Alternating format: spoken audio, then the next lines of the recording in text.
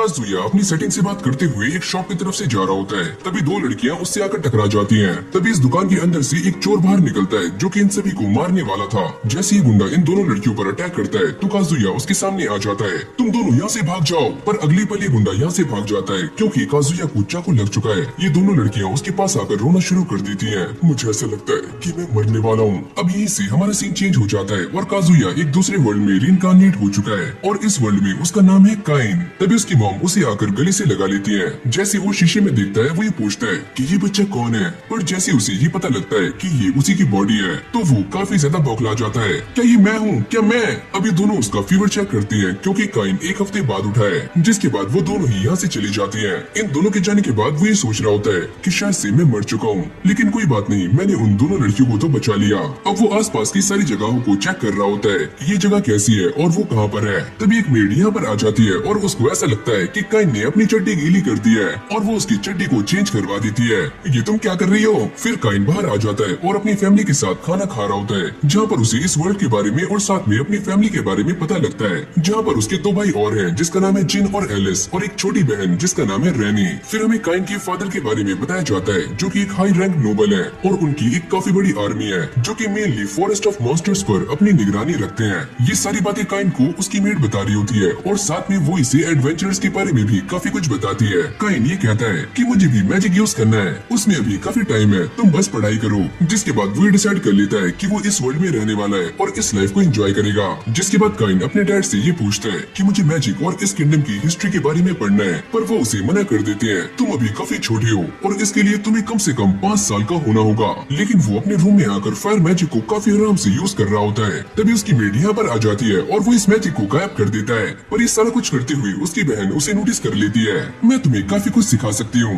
फिर उसकी बहन काइन को इस किंगडम की हिस्ट्री के बारे में बताना शुरू करती है और साथ में ये भी कि इस किंगडम में कौन कौन रहता है। ये सारी बातें सुनने के बाद काइन भी काफी एक्साइटेड हो जाता है। काश मैं भी बाहर जा पाता, लेकिन अभी मुझे 2 साल वेट और करना है। अब ऐसे ही 2 साल बीत जाते हैं और काइन 5 साल का हो चुका है। उसकी बहन उसके ऊपर ही लट्टू हो जाती है। तुम तो काफी क्यूट लग रहे हो। ये सारे भी काइन को लेकर बाहर आ जाते हैं और वो अपनी बहन से पूछता है कि ये मैजिक स्टेटस क्या होता है। अब वो अपना मैजिक स्टेटस शो करती है जिसके अंदर 4 एलिमेंट्स की पावर होती है। उनकी मॉम ये बताती है कि इसे गॉड ऑफ मैजिक से लेवल 2 की प्रोटेक्शन मिली हुई है। साथ में वो ये कहती है प्रोटेक्शन लेवल 5 तक होते हैं जो कि तुम्हें गॉड से मिलते हैं। जिसके बाद ये सारी उस जगह पर आ जाते हैं जहाँ पर 7 गॉड्स की मूर्तियाँ होती हैं। यहाँ पर खड़ी हुई प्रीस्ट गॉड से कहते हैं कि इस बच्चे को बैप्टाइज कर दो। तभी अचानक एक मूर्ति में से रोशनी निकलनी शुरू हो जाती है और काइन एक दूसरी वर्ल्ड में आ जाता है जहाँ पर सारे के सारे गॉड्स बैठे होते हैं। काइन भी इन सभी को देखकर काफी शॉक्ड हो जाता है। अरे दैया ये सारे कौन है? ये सारे गॉड्स उसे यहाँ पर देखकर काफी खुश हो रहे होते हैं। वैसे हमने ही तुम्हें यहाँ पर बुलाया है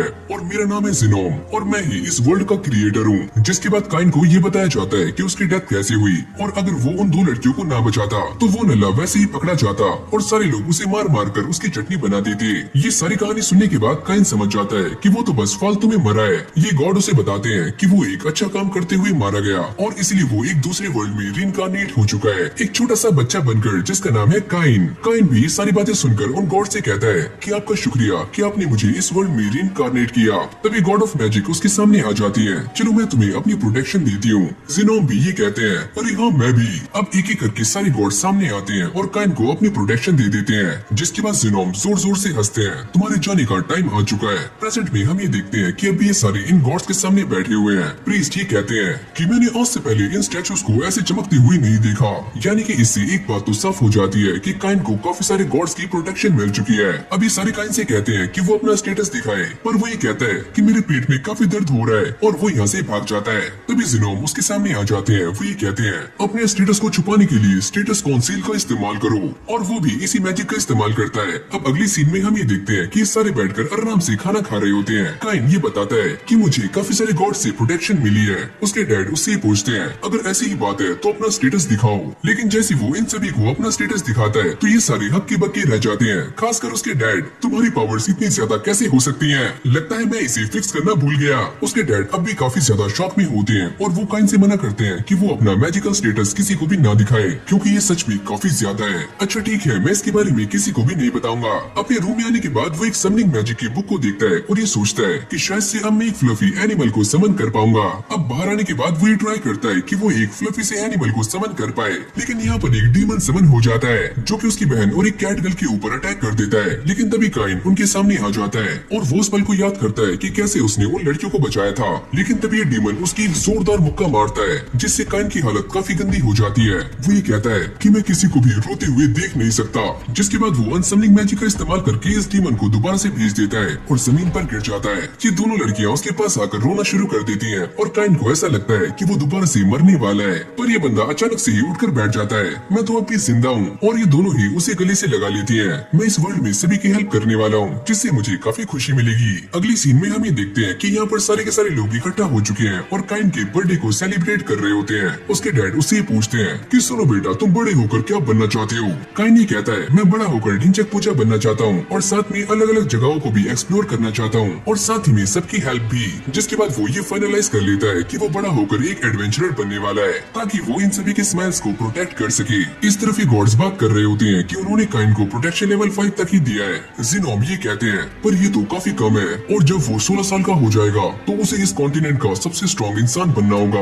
क्योंकि आगे चलकर हमें इस बच्चे की काफी जरूरत पड़ने वाली है। अब काइन के फादर जी उसे समझा रहे होते हैं अगर तुम एक एडवेंचरर बनना चाहते हो तो इसके लिए तुम्हें काफी कड़ी मेहनत करनी होगी और साथ में पढ़ाई भी, और इसीलिए मैं तुम्हारे लिए एक ट्यूटर का इंतजाम कर रहा हूँ। ये सुनने के बाद काइन भी काफी खुश हो जाता है। अपने रूम में आने के बाद काइन ये सोचता है कि आखिरकार मेरे टीचर कैसे दिखते होंगे, क्या एक विच की तरह? तभी उसके टीचर भी यहाँ पर आ जाते हैं और वो उन्हें देखने के लिए टेलीपोर्ट होकर यहाँ पर आ रहा होता है और गलती से उन्हीं के ऊपर गिर जाता है। यहाँ पर खड़ा हुआ बटलर काइन को ये बताता है कि आज से यही तुम्हारे टीचर्स हैं। जिसके बाद ये दोनों ही टीचर्स उसके डैड के सामने आ जाती है और एक का नाम है मिली और दूसरी है नीना, जो एक एल्फ है। ये सुनकर काइन भी थोड़ा सा हैरान हो जाता है, क्या एक एल्फ? जिसके बाद ये उसे लेकर ग्राउंड में आ जाती है और उसकी स्वॉर्ड स्किल्स को चेक करती है, पर काइन अपनी स्वॉर्ड को काफी फुर्ती से घुमा रहा होता है। ये दोनों उसे देखकर काफी शॉक्ड हो जाती हैं और मिली उससे कहती है कि चलो मेरे साथ एक बैटल करो, और अब इन दोनों के बीच में एक फ्रेंडली बैटल स्टार्ट हो जाती है, जहाँ पर काइन काफी अच्छे से परफॉर्म कर रहा होता है। नीना उसे देखकर ये पूछती है क्या तुम्हें फॉर गॉड की प्रोटेक्शन मिली हुई है? अरे हाँ, मुझे मिली है। और मिली भी उसके साथ फाइट करती करती काफी थक जाती है। मैं काफी ज्यादा एग्जॉस्टेड फील कर रही हूँ। अब बारी आती है नीना की, जो कि उसे मैजिक सिखाने के लिए सामने आ जाती है। चलो हम बेसिक से स्टार्ट करते हैं। लेकिन भाई काइन उसके सामने अपने मैजिक का प्रदर्शन करना शुरू कर देता है, जिसको देखकर नीना भी काफी शॉक्ड हो जाती है। और ये सारा कुछ इसलिए होता है क्योंकि काइन ने मैजिक का इस्तेमाल करते हुए कोई भी इंचांटेशन नहीं की होती। इस बात को लेकर भी ये दोनों काफी हैरान हो रही होती है कि काइन वाटर मैजिक के साथ साथ फायर मैजिक का भी इस्तेमाल कर सकता है। जैसे वो अपने आइटम बॉक्स से एक टॉवल निकालकर इन दोनों को देता है तो ये दोनों काफी शॉक्ड हो जाती है। क्या तुम्हारे पास एक आइटम बॉक्स भी है? अब ये दोनों काइन से मना करती है कि हम तुम्हें यहाँ पर सिखा नहीं सकते, तुम यहाँ पर काफी ज्यादा पावरफुल हो। काइन उनसे कहता है तो चलो फिर बाहर जाकर सीखते हैं। उसके डैड से परमिशन लेने के बाद ये सारे बाहर आ जाते हैं ताकि काइन को एडवांस मैजिक सिखाया जा सके। जब ये सारे एक खुले मैदान में आ जाते हैं तो नीना उससे कहती है कि चलो अब एक इंटरमीडिएट लेवल का मैजिक इस्तेमाल करो। ये सुनते ही काइन एक फायर बॉल को बनाना शुरू कर देता है और सामने एक जोरदार ब्लास्ट करता है। मुझे ऐसा लगता है कि मैंने कुछ ज्यादा ही कर दिया, पर इन दोनों की ये सारा कुछ देखकर काफी फट रही होती है। तुमने अपना सारा मैजिक इस्तेमाल कर लिया है, क्या तुम्हें थकान महसूस नहीं हो रही है? अरे नहीं, मैं तो एकदम फिट एंड फाइन हूँ। लगता है ये बच्चा काफी स्ट्रॉन्ग है। पर तभी अचानक उन्हें कुछ सेंस होता है कि पीछे से कोई उनके ऊपर अटैक करने के लिए यहाँ पर आ रहा है। पीछे देखते ही वो ये नोटिस करती है कि ये एक किलर रैबिट है, जो कि उनके ऊपर अटैक कर देता है, पर ये उससे बच जाते हैं और अब वो काइन के ऊपर अटैक करने के लिए आगे जा रहा होता है, पर वो अपनी एयर बुलेट से इसका काम 25 कर देता है। अब मिली उसे कहती है कि मैं भी एक मैजिकल बैग लेने के बारे में सोच रही हूँ। काइन उससे पूछता है कि ये मैजिकल बैग क्या होता है? अरे ये एक मैजिकल आइटम है जो कि काफी ज्यादा महंगा होता है, पर मुझे ये चाहिए। जिसके बाद वो ये डिसाइड करते हैं कि वो यहाँ पर काफी सारे किलर रैबिट्स को जान से मारने वाले हैं। नीना अपनी सर्चिंग स्किल का इस्तेमाल करके ये पता लगाती है कि पास ही में एक किलर रैबिट है। काइन भी देखकर काफी शॉक्ड हो जाता है कि ऐसी भी कोई स्किल एग्जिस्ट करती है। अब वो भी इसी स्किल का इस्तेमाल करके ये पता लगाता है कि यहाँ से 300 किलोमीटर दूर 4 किलर रैबिट्स हैं। ये दोनों ही काइन को देखकर काफी हैरान हो जाती है, क्योंकि कोई भी पहली बार में सर्च स्किल का इस्तेमाल नहीं कर सकता,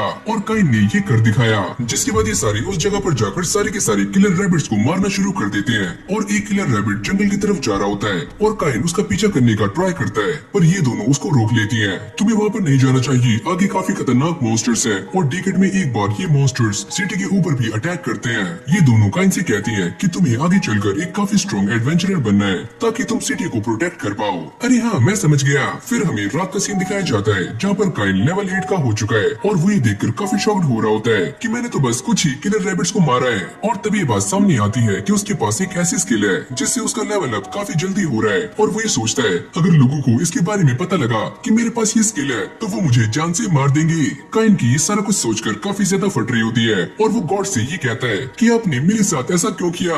अब यहीं से हमारा सीन चेंज हो जाता है, जहाँ पर ये दोनों टीचर्स काइन को लेकर एक गिल्ड में आ जाते हैं और काइन भी यहाँ पर आने के बाद काफी खुश हो रहा होता है। लेकिन जब ये सारे अंदर जाते हैं तो काइन ये देखकर काफी शॉक्ड हो जाता है कि सामने रिसेप्शन पर एक लड़की है जो कि एक डॉग गर्ल है और उसका नाम है रूडी। वो काइन से ये पूछती है, अरे बच्चे तुम कैसे हो? और जैसे उसे काइन की रियलिटी के बारे में पता लगता है कि वो कौन है तो वो उससे माफी मांगने लग जाती है, प्लीज मुझे माफ कर दो। लेकिन तभी यहाँ पर एक हट्टा कट्टा छपरी आ जाता है और वो ये कहता है कि तुम दोनों इस बच्चे के साथ क्या कर रही हो? क्या तुम्हें कोई जॉब नहीं मिली जो तुम बेबी सिटिंग कर रही हो? चलो मेरे साथ कुछ खाने पीने चलते हैं। पर मिली उसके साथ जाने से मना कर देती है, जिसको देखकर इस बंदे को काफी गुस्सा आ जाता है। तुम मेरे साथ ऐसा कैसे कर सकती हो? तुमने मुझे मना कैसे किया? जिसके बाद और भी गुंडे यहाँ पर आ जाते हैं और इन दोनों को टॉर्चर करने का ट्राई कर रहे होते हैं। लेकिन तभी काइन इस बंदे का हाथ पकड़ लेता है, अरे ओए अंकल यहाँ से भाग जाओ वरना मैं तुम्हारी चटनी बना दूंगा।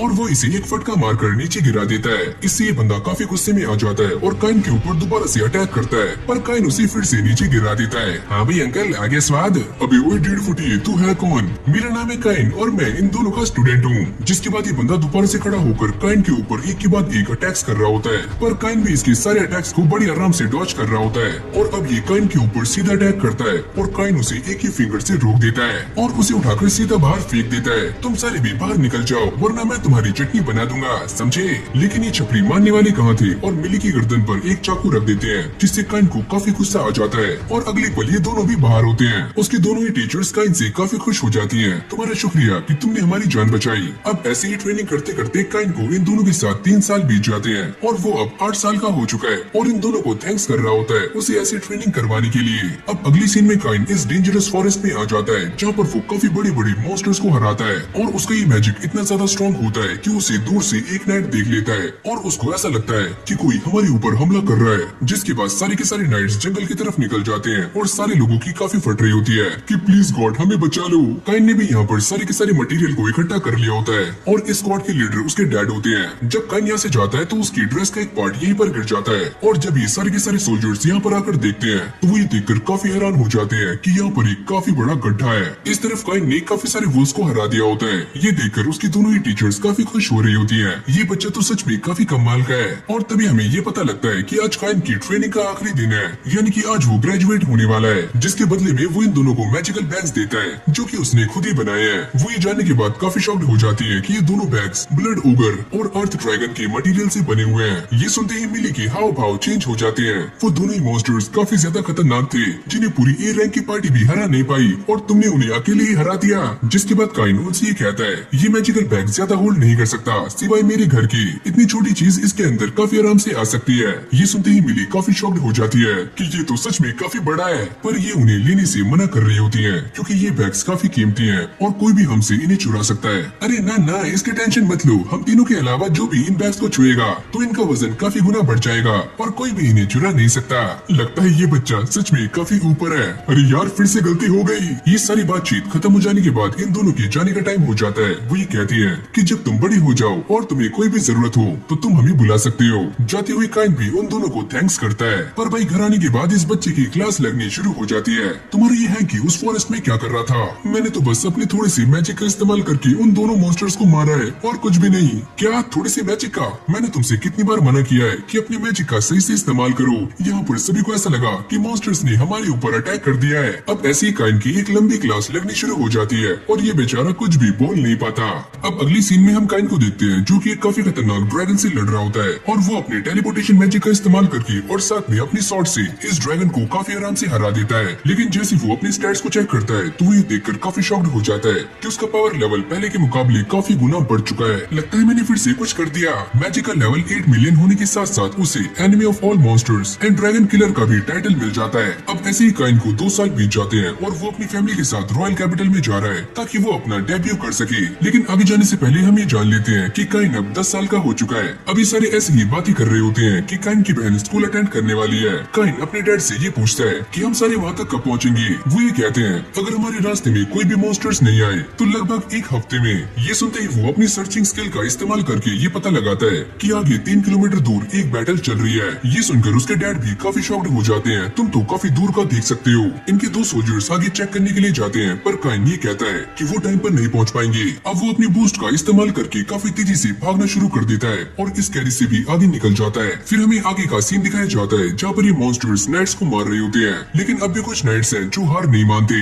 ये सारे के सारे नाइट्स यहाँ पर एक कैरेज को प्रोटेक्ट कर रहे होते हैं और जैसे ये मॉन्स्टर्स उनके ऊपर अटैक करने वाले होते हैं तभी काइन यहाँ पर आ जाता है और वो अपनी ईयर कटर का इस्तेमाल करके इन सारे मॉन्स्टर्स को काफी आराम से काट देता है। ये नाइट्स भी उसे देखकर काफी हैरान हो जाते हैं कि ये बच्चा यहाँ पर क्या कर रहा है। अरे अंकल, मैं आपकी हेल्प करने के लिए यहाँ पर आया हूँ। जैसे कुछ मॉन्स्टर्स इन सोल्जर्स को मारने वाले होते हैं तभी काइन अपनी स्वॉर्ड का इस्तेमाल करके इन सभी को खत्म कर देता है और इस आखिरी मॉन्स्टर को भी काइन अपनी फायर स्वॉर्ड का इस्तेमाल करके बीच में से काट देता है। ये नाइट काइन से पूछता है कि तुम कौन हो और यहाँ पर कैसे आए। तभी उसके बाकी साथी भी यहाँ पर आ जाते हैं, लेकिन ये नाइट नीचे गिर जाता है क्योंकि वो काफी ज्यादा इंजर्ड है। रुको, मैं आपको हील कर देता हूँ और वो अपने हीलिंग मैजिक का यूज करके इन सभी को ही हील कर देता है। अब काइन उन सभी से कहता है कि तुम्हें रेस्ट करना होगा ताकि तुम्हारा ब्लड दोबारा से बन सके, क्योंकि मैं ब्लड नहीं बना सकता और न ही उन बंदों को वापस ला सकता हूँ जो कि मारे गए। पर वो मरी हुई नाइट्स की बॉडी को अपने आइटम बॉक्स में डाल लेता है और तभी उसके डैड भी यहाँ पर आ जाते हैं, लेकिन वो ये देखकर काफी हैरान थे कि काइन ने पहले ही सारा कुछ संभाल लिया है। लेकिन जैसे वो इस कैरेज को देखते हैं तो वो ये समझ जाते हैं कि ये एक ड्यूक की कैरेज है। तभी इसके अंदर से दो लड़कियां बाहर आती हैं, जिनमें एक का नाम है टेलिस्टिया और दूसरी है सिल्क। पर ये दोनों भी काफी ज्यादा वीक होती हैं, तो काइन अपनी मैजिक का इस्तेमाल करके इन दोनों को ही एकदम सही कर देता है, जिससे उनके दिमाग की सारी थकान दूर हो जाती है और ये दोनों काइन पर लट्टू हो जाती है।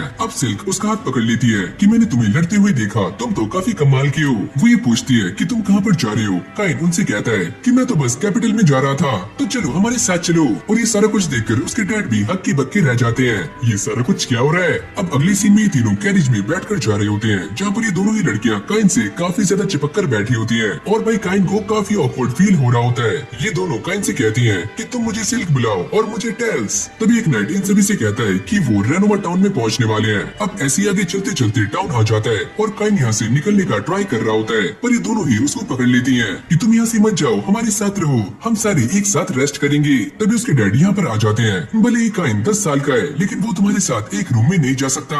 देखो ना अंकल, हमारी बात मान जाओ, हम दोनों कितनी प्यारी हैं। अगर आप चाहती हो तो मैं एक सोल्जर को आपके साथ भेज दूंगा। अरे नहीं, हमें काइन चाहिए, बस काइन। अब ये दोनों उसे मक्खन लगाना शुरू कर देती हैं कि प्लीज हमारे साथ रुक जाओ, और काइन भी इनके साथ रुकने के लिए मान जाता है। पर वो ये कहता है कि हमारा रूम काफी बड़ा होना चाहिए, तीनों बेड्स एकदम दूर दूर। लेकिन भाई यहाँ पर तो कुछ उल्टा ही होता है, यानी कि इन तीनों के बेड्स एक साथ लगे होते हैं और काइन का एकदम सेंटर में। लेकिन अभी भी इन सभी के बेड्स के बीच में काफी स्पेस होता है, तो ये दोनों ही लड़कियां अपने बेड्स को काइन के पास ला रही होती हैं, जिसको देखकर काइन की फटनी शुरू हो जाती है। अब पता नहीं मेरे साथ क्या होगा। टेल्स ये कहती है कि मुझे रात में काफी डर लगता है, इसलिए मैं तुम्हारे पास आ गई। ये दोनों ही काइन को अपनी क्यूटनेस दिखा रही होती हैं, प्लीज हमारे साथ सो जाओ। यार अब मैं क्या करूँ, चलो सो ही जाता हूँ। फिर अगली सुबह ये सारे अपनी जर्नी पर निकल जाते हैं, पर काइन की हालत काफी गंदी होती है क्योंकि वो पूरी रात सोया नहीं था और ये दोनों ही उससे काफी चिपक कर सो रही थी। अब यहीं से हमारा सीन चेंज हो जाता है, जहाँ पर ये सारे कैपिटल में आ जाते हैं। ये बंदा पूछता है कि आपके साथ ये बच्चा कौन है। अच्छा, ये इसका नाम है काइन और ये काफी स्ट्रॉन्ग है।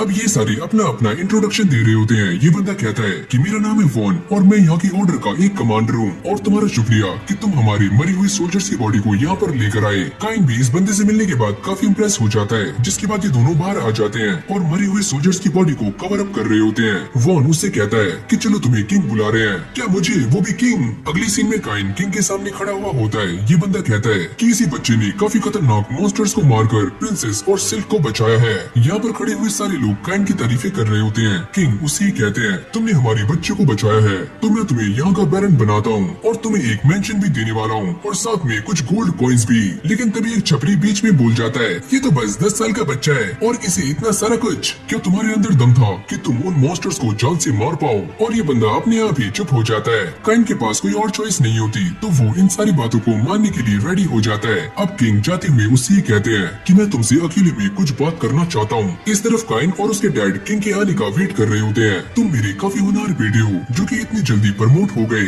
किंग भी यहाँ पर आते ही काइन के सामने झुक जाते हैं, तुम्हारा शुक्रिया। और उनके पीछे एक और बंदा होता है जो कि सिल्क के फादर है। तुमने मेरी बेटी की जान बचाई, उसके लिए तुम्हारा शुक्रिया। जिसके बाद किंग काइन से ये कहते हैं कि मैं तुम्हारे बारे में काफी कुछ जानता हूँ कि तुम मैजिक और स्वॉर्ड चलाने में काफी अच्छे हो और मैं ये चाहता हूँ कि तुम मेरी बेटी से शादी कर लो। क्या तुम इसके लिए तैयार हो।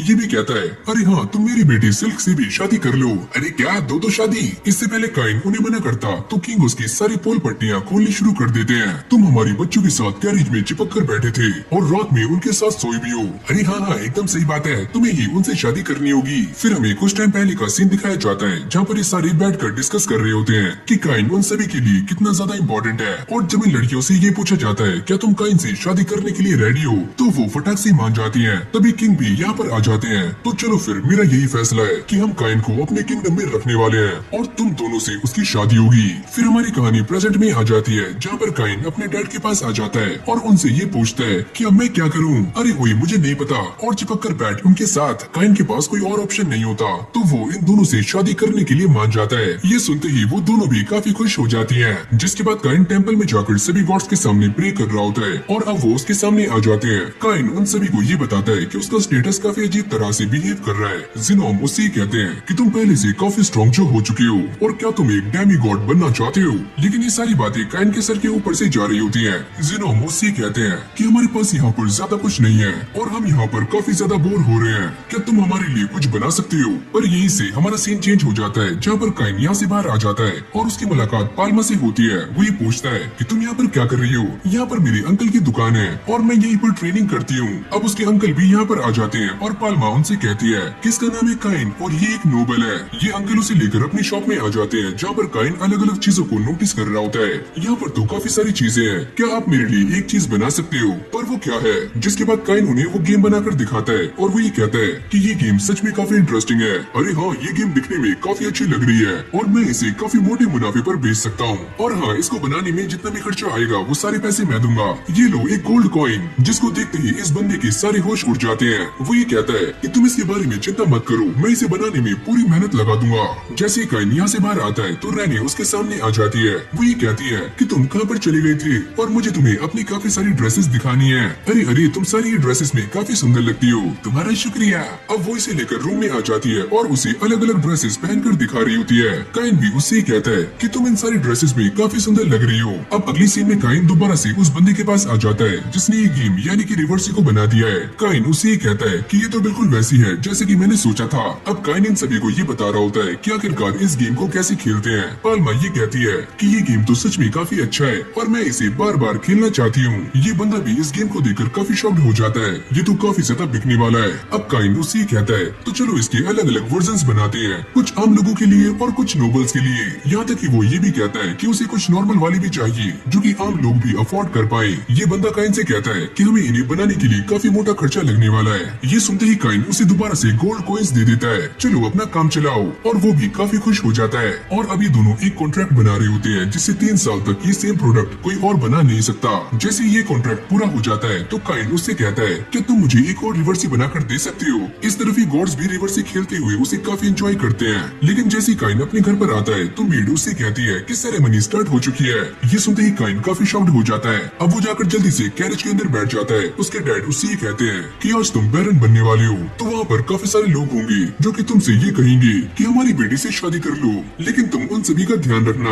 अरे हाँ, मैं समझ गया। अब अगली सीन में ये सारे कासल में पहुँच जाते हैं पर काइन काफी ज्यादा नर्वस होता है और जैसे ही लोग अंदर जाते हैं तो यहाँ पर वही बंदा होता है जो कि पहले काइन के खिलाफ था और उसके साथ कुछ बच्चे भी। अभी आगे जाने के बाद बाकी सभी से मिलते हैं और उसके फादर भी अपना इंट्रोडक्शन दे रहे होते हैं। पर ये सारे ऐसे बातें कर रहे होते हैं जैसे कि ये सब पहली बार मिले हों। और सिल्क भी काइन से काफी अच्छी सी बातें कर रही होती है और काइन भी उसे देखकर काफी पिघल जाता है। जिसके बाद इन दोनों की रास लीला स्टार्ट हो जाती है और ये दोनों आंखों ही आंखों में बातें कर रहे होते हैं। ये सारा प्रेम प्रसंग देखकर उसके डैडी कहते हैं तुम्हें देखकर लगता नहीं कि तुम 10 साल के हो, तुम्हारी हरकतें काफी अजीब है। अगले पल यहाँ पर किंग आ जाते हैं। आप सभी का शुक्रिया कि आप सब हमारे किंगडम को बचाने के लिए काफी मेहनत करते हो। जैसे ही उनकी स्पीच खत्म हो जाती है तो काइन उनके सामने आ जाता है। आपका शुक्रिया हमें यहाँ पर बुलाने के लिए। लेकिन भाई काइन यहाँ पर भी अपना चपलेपना दिखा रहा होता है और वो टेल्स की काफी ज्यादा तारीफें करता है। आपको देखकर तो ऐसा लग रहा है कि मेरे सामने एक प्रिंसेस हो और मैं अपनी सांसें लेना भी भूल चुका हूँ। अयो दैया, ये तुम क्या बोल रहे हो। अब काइन किंग से कहता है कि मैं आपके लिए कुछ लेकर आया हूँ। वो क्या चीज है। और ये वही होती है यानी कि रिवर्सी। पर किंग उससे कहते हैं कि मुझे तुमसे अकेले में कुछ बातें करनी है, तो जैसे ही ये सेरेमनी खत्म हो जाए तो मुझसे मिलने आ जाना। जब उसके डैड उसके साथ यहाँ से जा रहे होते हैं वो ये कहते हैं कि तुमने मुझे इस स्कीम के बारे में कभी भी नहीं बताया, ये तुमने कब बनाई। जिसके बाद काइन उन्हें सारा माजरा समझा देता है और ये सुनने के बाद उसके डैड भी उससे काफी इम्प्रेस हो जाते हैं। तुम सच में काफी बड़ी हो चुकी हो। और वो यहाँ से चले जाते हैं। उनके जाती सिल्क यहाँ पर आ जाती है। क्या तुम मुझसे बात करना चाहोगे, क्योंकि टेल्स अभी यहाँ पर नहीं है, तो चलो कुछ मस्ती करते हैं। फिर ये दोनों एक खोपची में आ जाते हैं। सिल्क उससे कहती है कि आप तो काफी अच्छी हो मास्टर काइन। अरे हुई मुझे मास्टर मत बुलाओ, मुझे बोलो बस काइन। वो काइन के साथ मस्ती करने के लिए उसके नाम को बार बार दोहरा रही होती है, काइन काइन, और उसके ऊपर गिरने ही वाली होती है। तब ये बच्चे यहाँ पर आ जाते हैं। ओहो, यहाँ पर क्या चल रहा है? और आप तो इस ड्रेस में काफी सुंदर लग रही हो। और जानती हो ये बंदा अपने ख्याली पुलाव में डूबा हुआ होता है। ये लड़की मेरे पास आएगी और मुझसे चिपक जाएगी, पर ऐसा कुछ भी नहीं होता। लेकिन वो इस बंदे से काफी अच्छे से बात करती है। ये बंदा कहता है, अरे ओए तुम यहाँ पर बैठकर क्या कर रहे हो? चलो हमारे उस्ताद के सामने झुक जाओ, चलो जल्दी करो। अब काइन भी इस बंदे के सामने झुककर अपना इंट्रोडक्शन दे रहा होता है। मेरा नाम है काइन। अरे ओए क्या तुम नहीं जानती तुम्हारे सामने मास्टर हैबिट खड़े हुए हैं, तो इन्हें मास्टर कहकर बुलाओ। अरे बस थांबा थांबा, अगर तुम मुझसे माफी मांग लेती हो तो मैं तुम्हें यहाँ से जाने दूंगा। पर काइन उससे ये कहता है कि माफी वो तो मुझसे तुम मांगोगे। हाँ हाँ माफी और तुझसे, चल आजा फाइट करते हैं। अब बाहर आते ही काइन और सिल्क काफी ज्यादा चिपक रही होती हैं। तुम दोनों चिपकना बंद करो और तुम मुझसे फाइट करो। और पहली बारी आती है इस छपरी की। मैं तो ये भूल गया कि मैजिक का इस्तेमाल कैसे करते हैं, पर अगली पल उसी बात याद आ जाती है और वो एक फायर मैजिक का इस्तेमाल कर रहा होता है। लेकिन ये फायर मैजिक काफी छोटा है और काइन इससे काफी आराम से बच जाता है। अब बारी आती है हैबिट के दूसरे साथी की, जो कि रॉक बुलेट का इस्तेमाल करता है, पर काइन भी इससे काफी आराम से बच जाता है। ये बंदे बार बार अपने मैजिक का इस्तेमाल कर रहे होते हैं, लेकिन हर बार ही फुस हो जाते हैं। तभी सिल्क सामने आ जाती है। तुम ये सारी क्या कर रहे हो? ये कोई बैरन का बच्चा नहीं है, ये खुद ही बैरन है। जैसे ही वो इन सभी को ये बताती है कि काइन ने अकेले ही काफी सारे मॉन्स्टर्स को जान से मार दिया था, तो ये सुनते ही वो सारे काफी शॉक्ड हो जाते हैं और काइन के सामने झुक जाते हैं। अरे उस्ताद हमें माफ कर दो। अरे जाओ जाओ तुम्हें माफ किया। और ये सारे बच्चे यहाँ से भाग जाते हैं। पर सिल्क काइन की टांग खींचना शुरू कर देती है कि मैं इस सभी के बारे में टैल्स को बताने वाली हूँ। अरे नहीं नहीं ऐसा मत करो मेरी माँ। हाँ तो एक काम करो, मेरे साथ डेट पर चलो। और तभी टैल्स भी यहाँ पर आ जाती है। तुम सारी क्या बातें कर रहे हो? तभी सिल्क उससे कहती है कि हम दोनों डेट पर जा रहे हैं। ये सुनते ही टैल्स भी काफी गुस्सा हो जाती है। मैं भी तुम्हारे साथ चलूंगी। काइन उनसे कहता है कि चलो हम सारे एक साथ चलते हैं। तभी किंग भी यहाँ पर आ जाते हैं। तुम सारे कहाँ पर जा रहे हो? टैल्स उनसे कहती है कि हम सारे डेट पर जा रहे हैं। ये सुनते ही काइन की काफी ज्यादा फट जाती है। ये तुम क्या बोल रही हो और किसके सामने? मुझे टैल्स के बारे में तुमसे कुछ बात करनी है, चलो मेरे साथ। वो इसे लेकर अंदर आ जाते हैं, जहाँ पर ये दोनों बैठकर रिवर्स ही खेल रहे होते हैं। किंग उससे कहते हैं कि तुम हमारे बच्चों के साथ डेट पर जा रहे हो, और हाँ मेरी बेटी के साथ भी। ये सुनते ही काइन काफी नर्वस हो जाता है, पर ये तो एक टॉप सीक्रेट है, तो इसके बारे में किसी को भी मत बताना। अब राजा का एक मंत्री काइन के पास आकर उसे उसके नए घर की चाबी दे देता है। वही कहता है हमारे राजा एक मीटिंग में बिजी थे, और जब उन्होंने ये सुना कि तुम यहाँ पर आ रहे हो तो उन्होंने मुझे काफी जल्दी यहाँ पर भेज दिया ताकि मैं तुम्हें इस मैंशन की चाबी दे पाऊँ। काइन भी ये सुनने के बाद काफी खुश हो जाता है कि किंग यहाँ पर नहीं आ रहे हैं और आज वो काफी जल्दी घर जा सकता है। तभी सिल्क के डैड यहाँ पर आ जाते हैं। मैं तुम्हारे साथ रिवर्स ही खेलना चाहता हूँ। अरे हाँ मैंने भी खेल लिया है। पर काइन ये देखकर शॉक्ड हो जाता है कि यहाँ पर काफी सारे लोग हैं जो कि उसके साथ रिवर्स ही खेलना चाहते हैं। यहाँ से बाहर आने के बाद काइन इस मैप को फॉलो कर रहा होता है और फॉलो करते करते एक घर के सामने आ जाता है जिसकी कंडीशन काफी खराब होती है।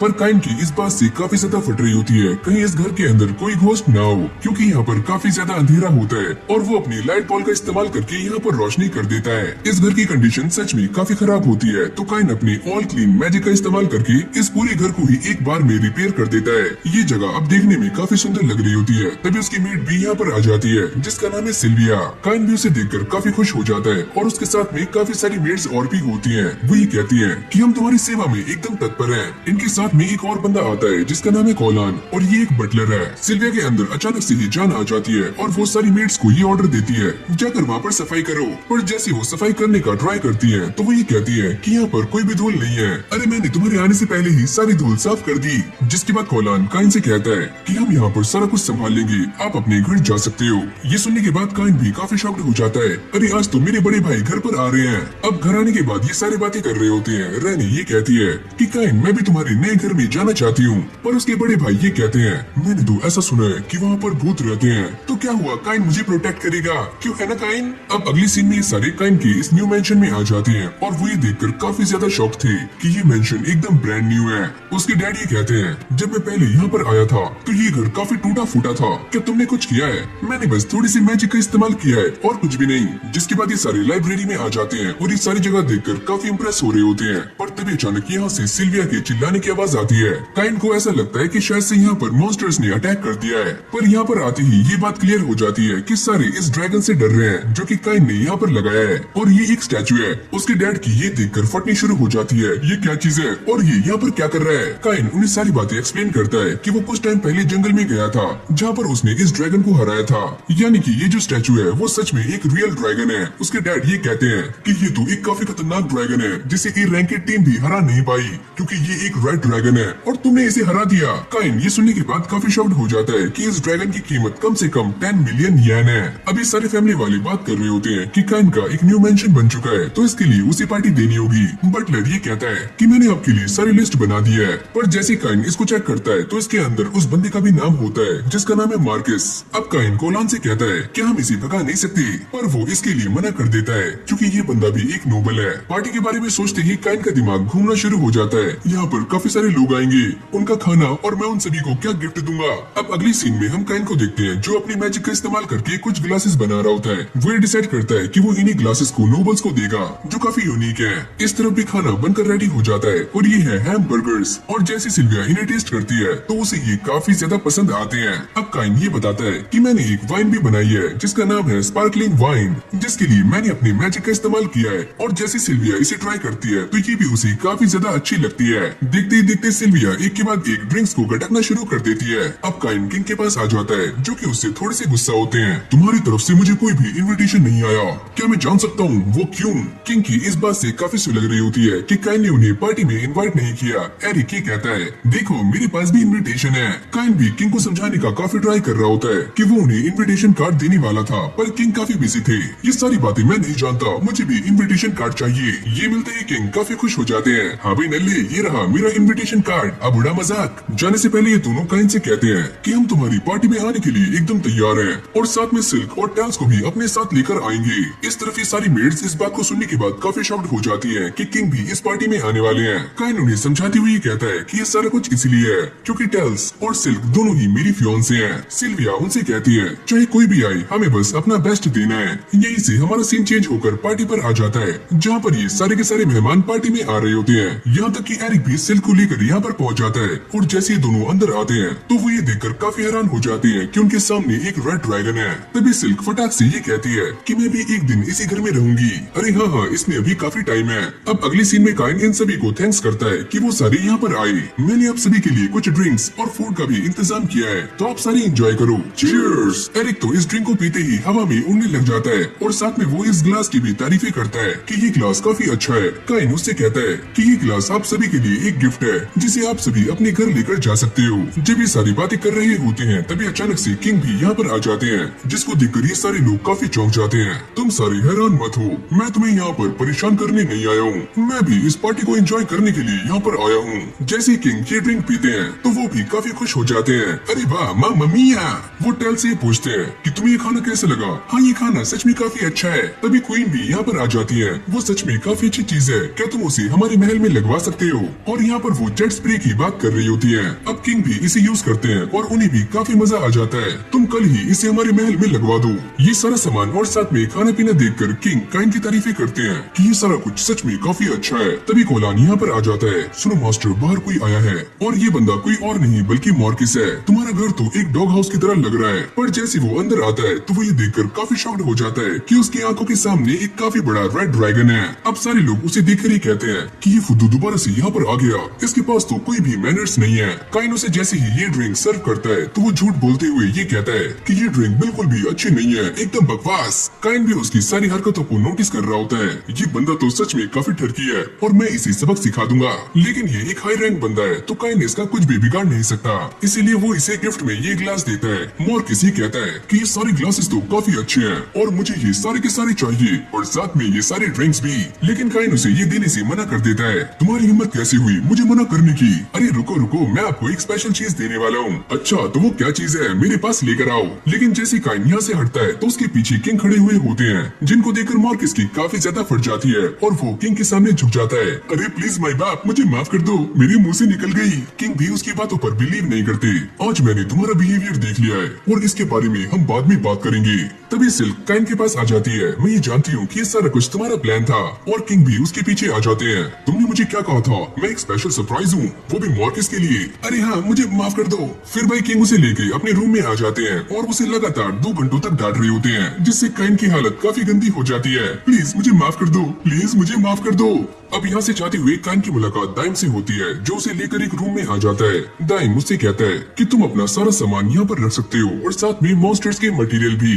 काइन उससे कहता है कि ये जगह काफी छोटी पड़ जाएगी। क्यों, क्या बात है, क्या तुम आज काफी बड़ी मॉन्स्टर्स लेकर आए हो, जैसे कि रेड ड्रैगन? अरे ना ना, आज वाले मॉन्स्टर्स इससे भी काफी ज्यादा बड़े हैं, जैसे कि एक अर्थ ड्रैगन। ये सुनते ही दाइम के पैरों के नीचे से जमीन खिसकनी शुरू हो जाती है, क्योंकि एक अर्थ ड्रैगन काफी खतरनाक और बड़ा होता है। ये उसे लेकर एक ग्राउंड में आ जाता है, जहाँ पर काइन अपने सारे के सारे मॉन्स्टर्स को बाहर निकाल देता है। वो ये देखकर काफी शौक था कि ये मॉन्स्टर्स बड़े होने के साथ साथ एस रैंक के भी हैं। जैसे ही काइन ये सारा काम खत्म करके यहाँ से जा रहा होता है, तभी दाइम उसको रोक लेता है। क्यों ना आज एक साथ प्रैक्टिस करें, और हमारी कैप्टन भी तुमसे मिलकर काफी खुश होंगी। काइन के पास कोई और चॉइस नहीं होती, तो वो भी इसकी बातों को मान लेता है। दाइम उसे लेकर अपने साथियों के सामने आ जाता है, यानी कि नाइट्स के। तभी एक नाइट उसके सामने आ जाता है कि तुम मुझसे लड़ने के लिए तैयार हो, और तुम एक छोटे बच्चे हो, तो मैं तुम्हें पहला मौका दे रहा हूँ मेरे ऊपर अटैक करने का। ये सुनते ही काइन भी फॉर्म में आ जाता है, और वो पहले इस्तेमाल करता है बूस्ट का, जिससे उसकी स्पीड काफी गुना बढ़ जाती है, और वो इस नाइट की स्वॉर्ड को भी तोड़ देता है। हारने के बाद नाइट भी उसके सामने झुक जाता है। मुझे माफ करना, मैंने तुम्हें काफी अंडर एस्टिमेट किया।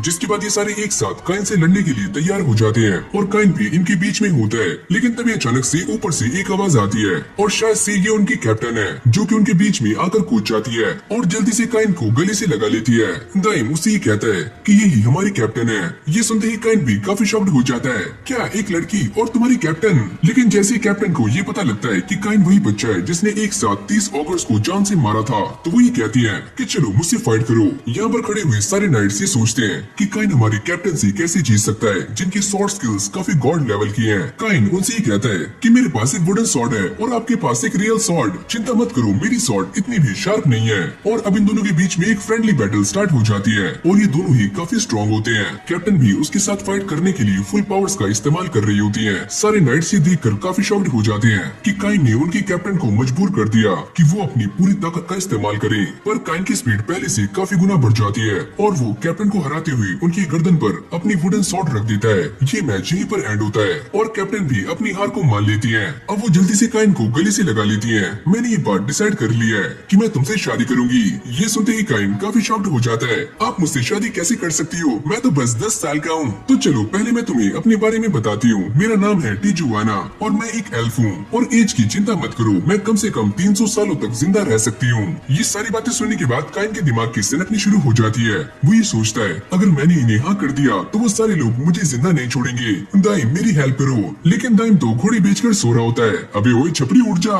जुआना दाइम से कहती है कि मैं अपनी सारे डिसीजंस खुद नहीं ले सकती, और इसीलिए मैं किंग से बात करना चाहती हूँ। जैसे ही काइन ये सारी बातें सुनता है तो उसकी सिट्टी पिट्टी गुल हो जाती है, क्योंकि अगर किंग को इस बारे में पता लगा कि काइन तीसरी शादी कर रहा है तो वो इसकी खाट खड़ी कर देंगे। फिर भी ये काइन को खींच कर वहाँ पर ले जाते हैं, यानी कि किंग के सामने। जुआना किंग को सारी बातें बताती है कि आज क्या क्या हुआ। वो ये कहती है कि मैं काइन से शादी करना चाहती हूँ। ये सुनते ही उन दोनों की होश उड़ जाते हैं, यानी कि किंग और एरिक के। यानी कि काइन अब पूरी तरह से फंस चुका है। जिसके बाद वो अपने डैड के पास आ जाता है। वो ये कहते हैं क्या तुम जुआना को जानते हो कि वो कौन है? अब वो काइन को जुआना के बारे में बताना शुरू करते हैं, और साथ में एल्व्स के भी। वो ये कहते हैं हमारे यहाँ पर एल्व्स एक अलग ही किंगडम में रहती है, और जुआना वहाँ की प्रिंसेस है। फिर हमें दोबारा से पास्ट का सीन दिखाया जाता है, जहाँ पर किंग जुआना से बातें कर रहे होते हैं। वो ये कहते हैं शायद तुम इस बारे में नहीं जानती कि काइन की शादी पहले ही सिल्क और टेल्स के साथ तय हो चुकी है। भाई ये सुनते ही जुआना के पैरों के नीचे से जमीन खिसक जाती है। काइन ये कहता है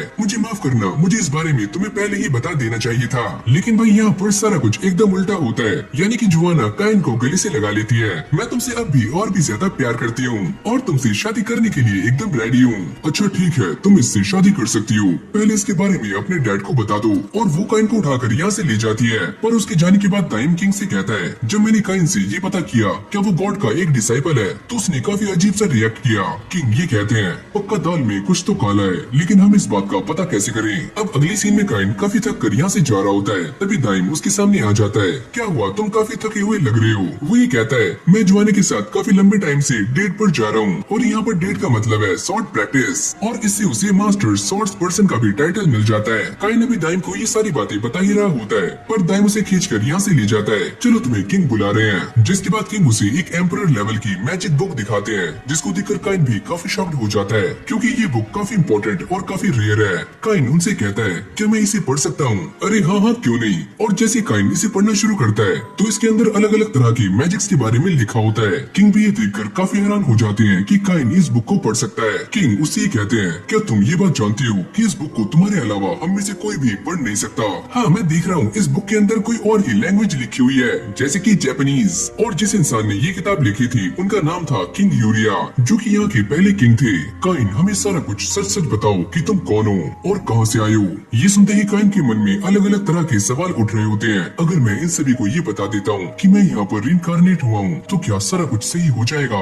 जिसके बाद काइन ये डिसाइड करता है कि वो इन सभी को सारा कुछ बताएगा। वो ये कहता है कि मुझे अपनी सारी पास्ट की मेमोरीज याद है, मैं इस वर्ल्ड में रिइंकार्नेट हुआ हूँ और पहले मैं जापान में रहा करता था। ये सुनते ही किंग और उसके डैड काफी शॉक्ड हो जाते हैं। वो ये कहते हैं, क्या तुम सच में मेरे ही बेटे हो। ये सारे उससे कहते हैं, अगर यहाँ के लोगों को तुम्हारे बारे में पता लगा कि तुम कौन हो तो वो तुम्हारे सामने झुक जाएंगे और तुम्हें भगवान मानना शुरू कर देंगे। पर काइन इन सारी चीजों से मना कर रहा होता है। वो ये कहता है कि मुझे ये सारा कुछ नहीं चाहिए, मुझे बस एक नॉर्मल लाइफ चाहिए। ये सारे उसकी बातों को काफी गौर से सुन रहे होते हैं और काइन उनसे कहता है कि अब आपको मेरी सच्चाई के बारे में सारा कुछ पता चल चुका है। क्या आप मुझसे अब भी वैसे ही नॉर्मल बिहेव करोगे या फिर सारे चेंज हो जाओगे। पर किंग के दिमाग में तो कुछ और ही चल रहा होता है। क्या तुम यहाँ के नेक्स्ट किंग बनना चाहोगे। अरे नहीं, मुझे किंग नहीं बनना। तभी जोआना भी यहाँ पर आ जाती है और उसे भी काइन के साथ शादी करने की परमिशन मिल चुकी है। लेकिन जैसी ये बात सिल्क और टेल्स को पता लगती है तो वो काइन के ऊपर गुस्सा करने लग जाती है। तुमने उससे शादी करने के लिए हाँ क्यों बोला। तभी जोआना भी यहाँ पर आ जाती है। चलो डेट पर चलते हैं और वो इसे खींच कर यहाँ से ले जाती है। लगता है मेरी फिर से वाट लगने वाली है। फिर हम काइन को देखते हैं जो कि इस किताब को पढ़ने का ट्राई कर रहा होता है, जो कि जापानीज में है और इसमें ये लिखा हुआ था कि मेरा नाम है यूया और मैं इस जगह का पहला किंग हूँ। और जो भी इस किताब को पढ़ रहा है उसका मतलब ये है कि वो भी मेरी तरह ही एक दूसरे वर्ल्ड से यहाँ पर आया हुआ है। इस बुक को पढ़ते हुए काइन को ये समझ आता है कि जो पहले किंग यहाँ पर आए थे उन्हें यहाँ पर समन किया गया था, यानी कि उनकी ओरिजिनल फॉर्म में। काइन ये सोचता है, पर मैं तो यहाँ पर रिइंकार्नेट हुआ हूँ। तभी सिल्क और टेल्स भी यहाँ पर आ जाती है। तुम यहाँ पर क्या कर रहे हो, प्लीज हमें भी अपने साथ पढ़ने दो। लेकिन भाई काइन उन दोनों को ही मना कर देता है और यहाँ से चला जाता है। फिर अगली सुबह हम काइन को देखते हैं जो काफी ज्यादा खुश होता है क्योंकि आज वो 12 साल का हो चुका है और अब वो एक एडवेंचरर बन सकता है। जिसके बाद काइन एडवेंचरर गिल्ड में आ जाता है, पर यहाँ वो एक बंदे से टकरा जाता है। वो ये कहता है, अरे ओए बच्चे, क्या तुम पहली बार यहाँ पर आए हो। काइन ये कहता है कि मैं आज 12 साल का हो चुका हूँ और मुझे एक एडवेंचरर बनना है। अरे ओए मुन्ना, एडवेंचरर बनना इतना भी आसान नहीं होता। और ये खाली फुकट ही काइन को एडवाइस देकर यहाँ से चला जाता है। रिसेप्शन पर आने के बाद काइन ये सोचता है, क्या मुझे अपने नाम के आगे पैरन लिखना चाहिए। लेकिन वो बस काइन लिखकर इस फॉर्म को दोबारा से सबमिट कर देता है। जिसके बाद काइन अपनी फिंगर से ब्लड निकालकर इस क्रिस्टल के ऊपर लगा देता है, जिससे उसे यहाँ का जी रैंक कार्ड मिल जाता है। मैम आपका शुक्रिया, प्लीज मुझे मैम मत बुलाओ, मेरा नाम है रेटिया। रेटिया, क्या हाल बा, क्या तुम हमारे साथ बाहर चलोगी मौज मस्ती करने के लिए, काफी मजा आएगा। ये बंदा काइन के भी एक जोरदार लात मारता है, पर काइन इससे बड़े आराम से बच जाता है, जिसको देखकर इस बंदे की काफी ज्यादा फट जाती है और वो खुद ही नीचे गिर जाता है। उसके साथ ही भी काइन को मारने का ट्राई करते हैं, पर काइन उनसे भी काफी आराम से बच रहा होता है। ये सारा कुछ देखकर वही बंदा दोबारा से यहाँ पर आ जाता है, जिसको देखकर इन सभी की फटनी शुरू हो जाती है। तुम तो वही हो ना, क्लाउड आइस फ्लेम पार्टी से।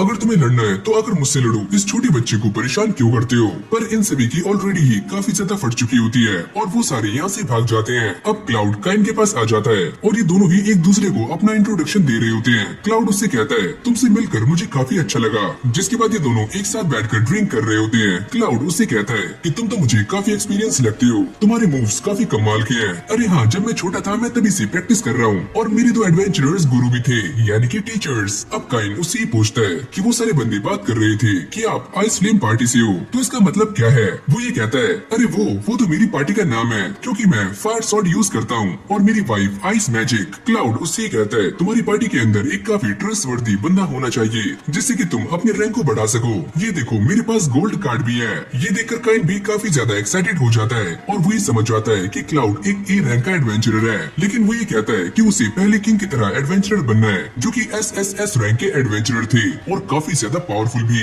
लेकिन तभी उसकी वाइफ यहाँ पर आ जाती है जो कि आते ही क्लाउड के ऊपर बरसना शुरू कर देती है। तुम यहाँ पर क्या कर रहे हो, तुमने एक क्वेस्ट ली है तो चलो उसे पूरा करो। और इस पावरफुल लेडी का नाम है लीना। काइन उससे कहता है, मुझे माफ करना क्लाउड, मेरी वजह से लेट हो गए क्योंकि वो मेरी जान बचा रहे थे। ये सुनते ही लीना का गुस्सा शांत हो जाता है। काइन भी उससे मिलने के बाद काफी खुश होता है और लीना क्लाउड का कान पकड़कर उसे यहाँ से ले जाती है। अब चलो यहाँ से। फिर काइन अपनी पहली क्वेस्ट लेने के बाद बाहर आ जाता है जहाँ पर उसे जोआना मिल जाती है। मैं तुम्हें काफी टाइम से ढूंढ रही हूँ, तुम कहाँ थे। काइन ये कहता है कि वो 12 साल का हो चुका है तो उसने अपनी पहली क्वेस्ट ले ली है और वो उसे पूरा करने के लिए जा रहा है, तो चलो मैं भी तुम्हारे साथ चलूंगी। ये सुनते ही काइन यहाँ से भागने का ट्राई करता है, पर जोआना उसे पकड़ लेती है। ऐसे कैसे?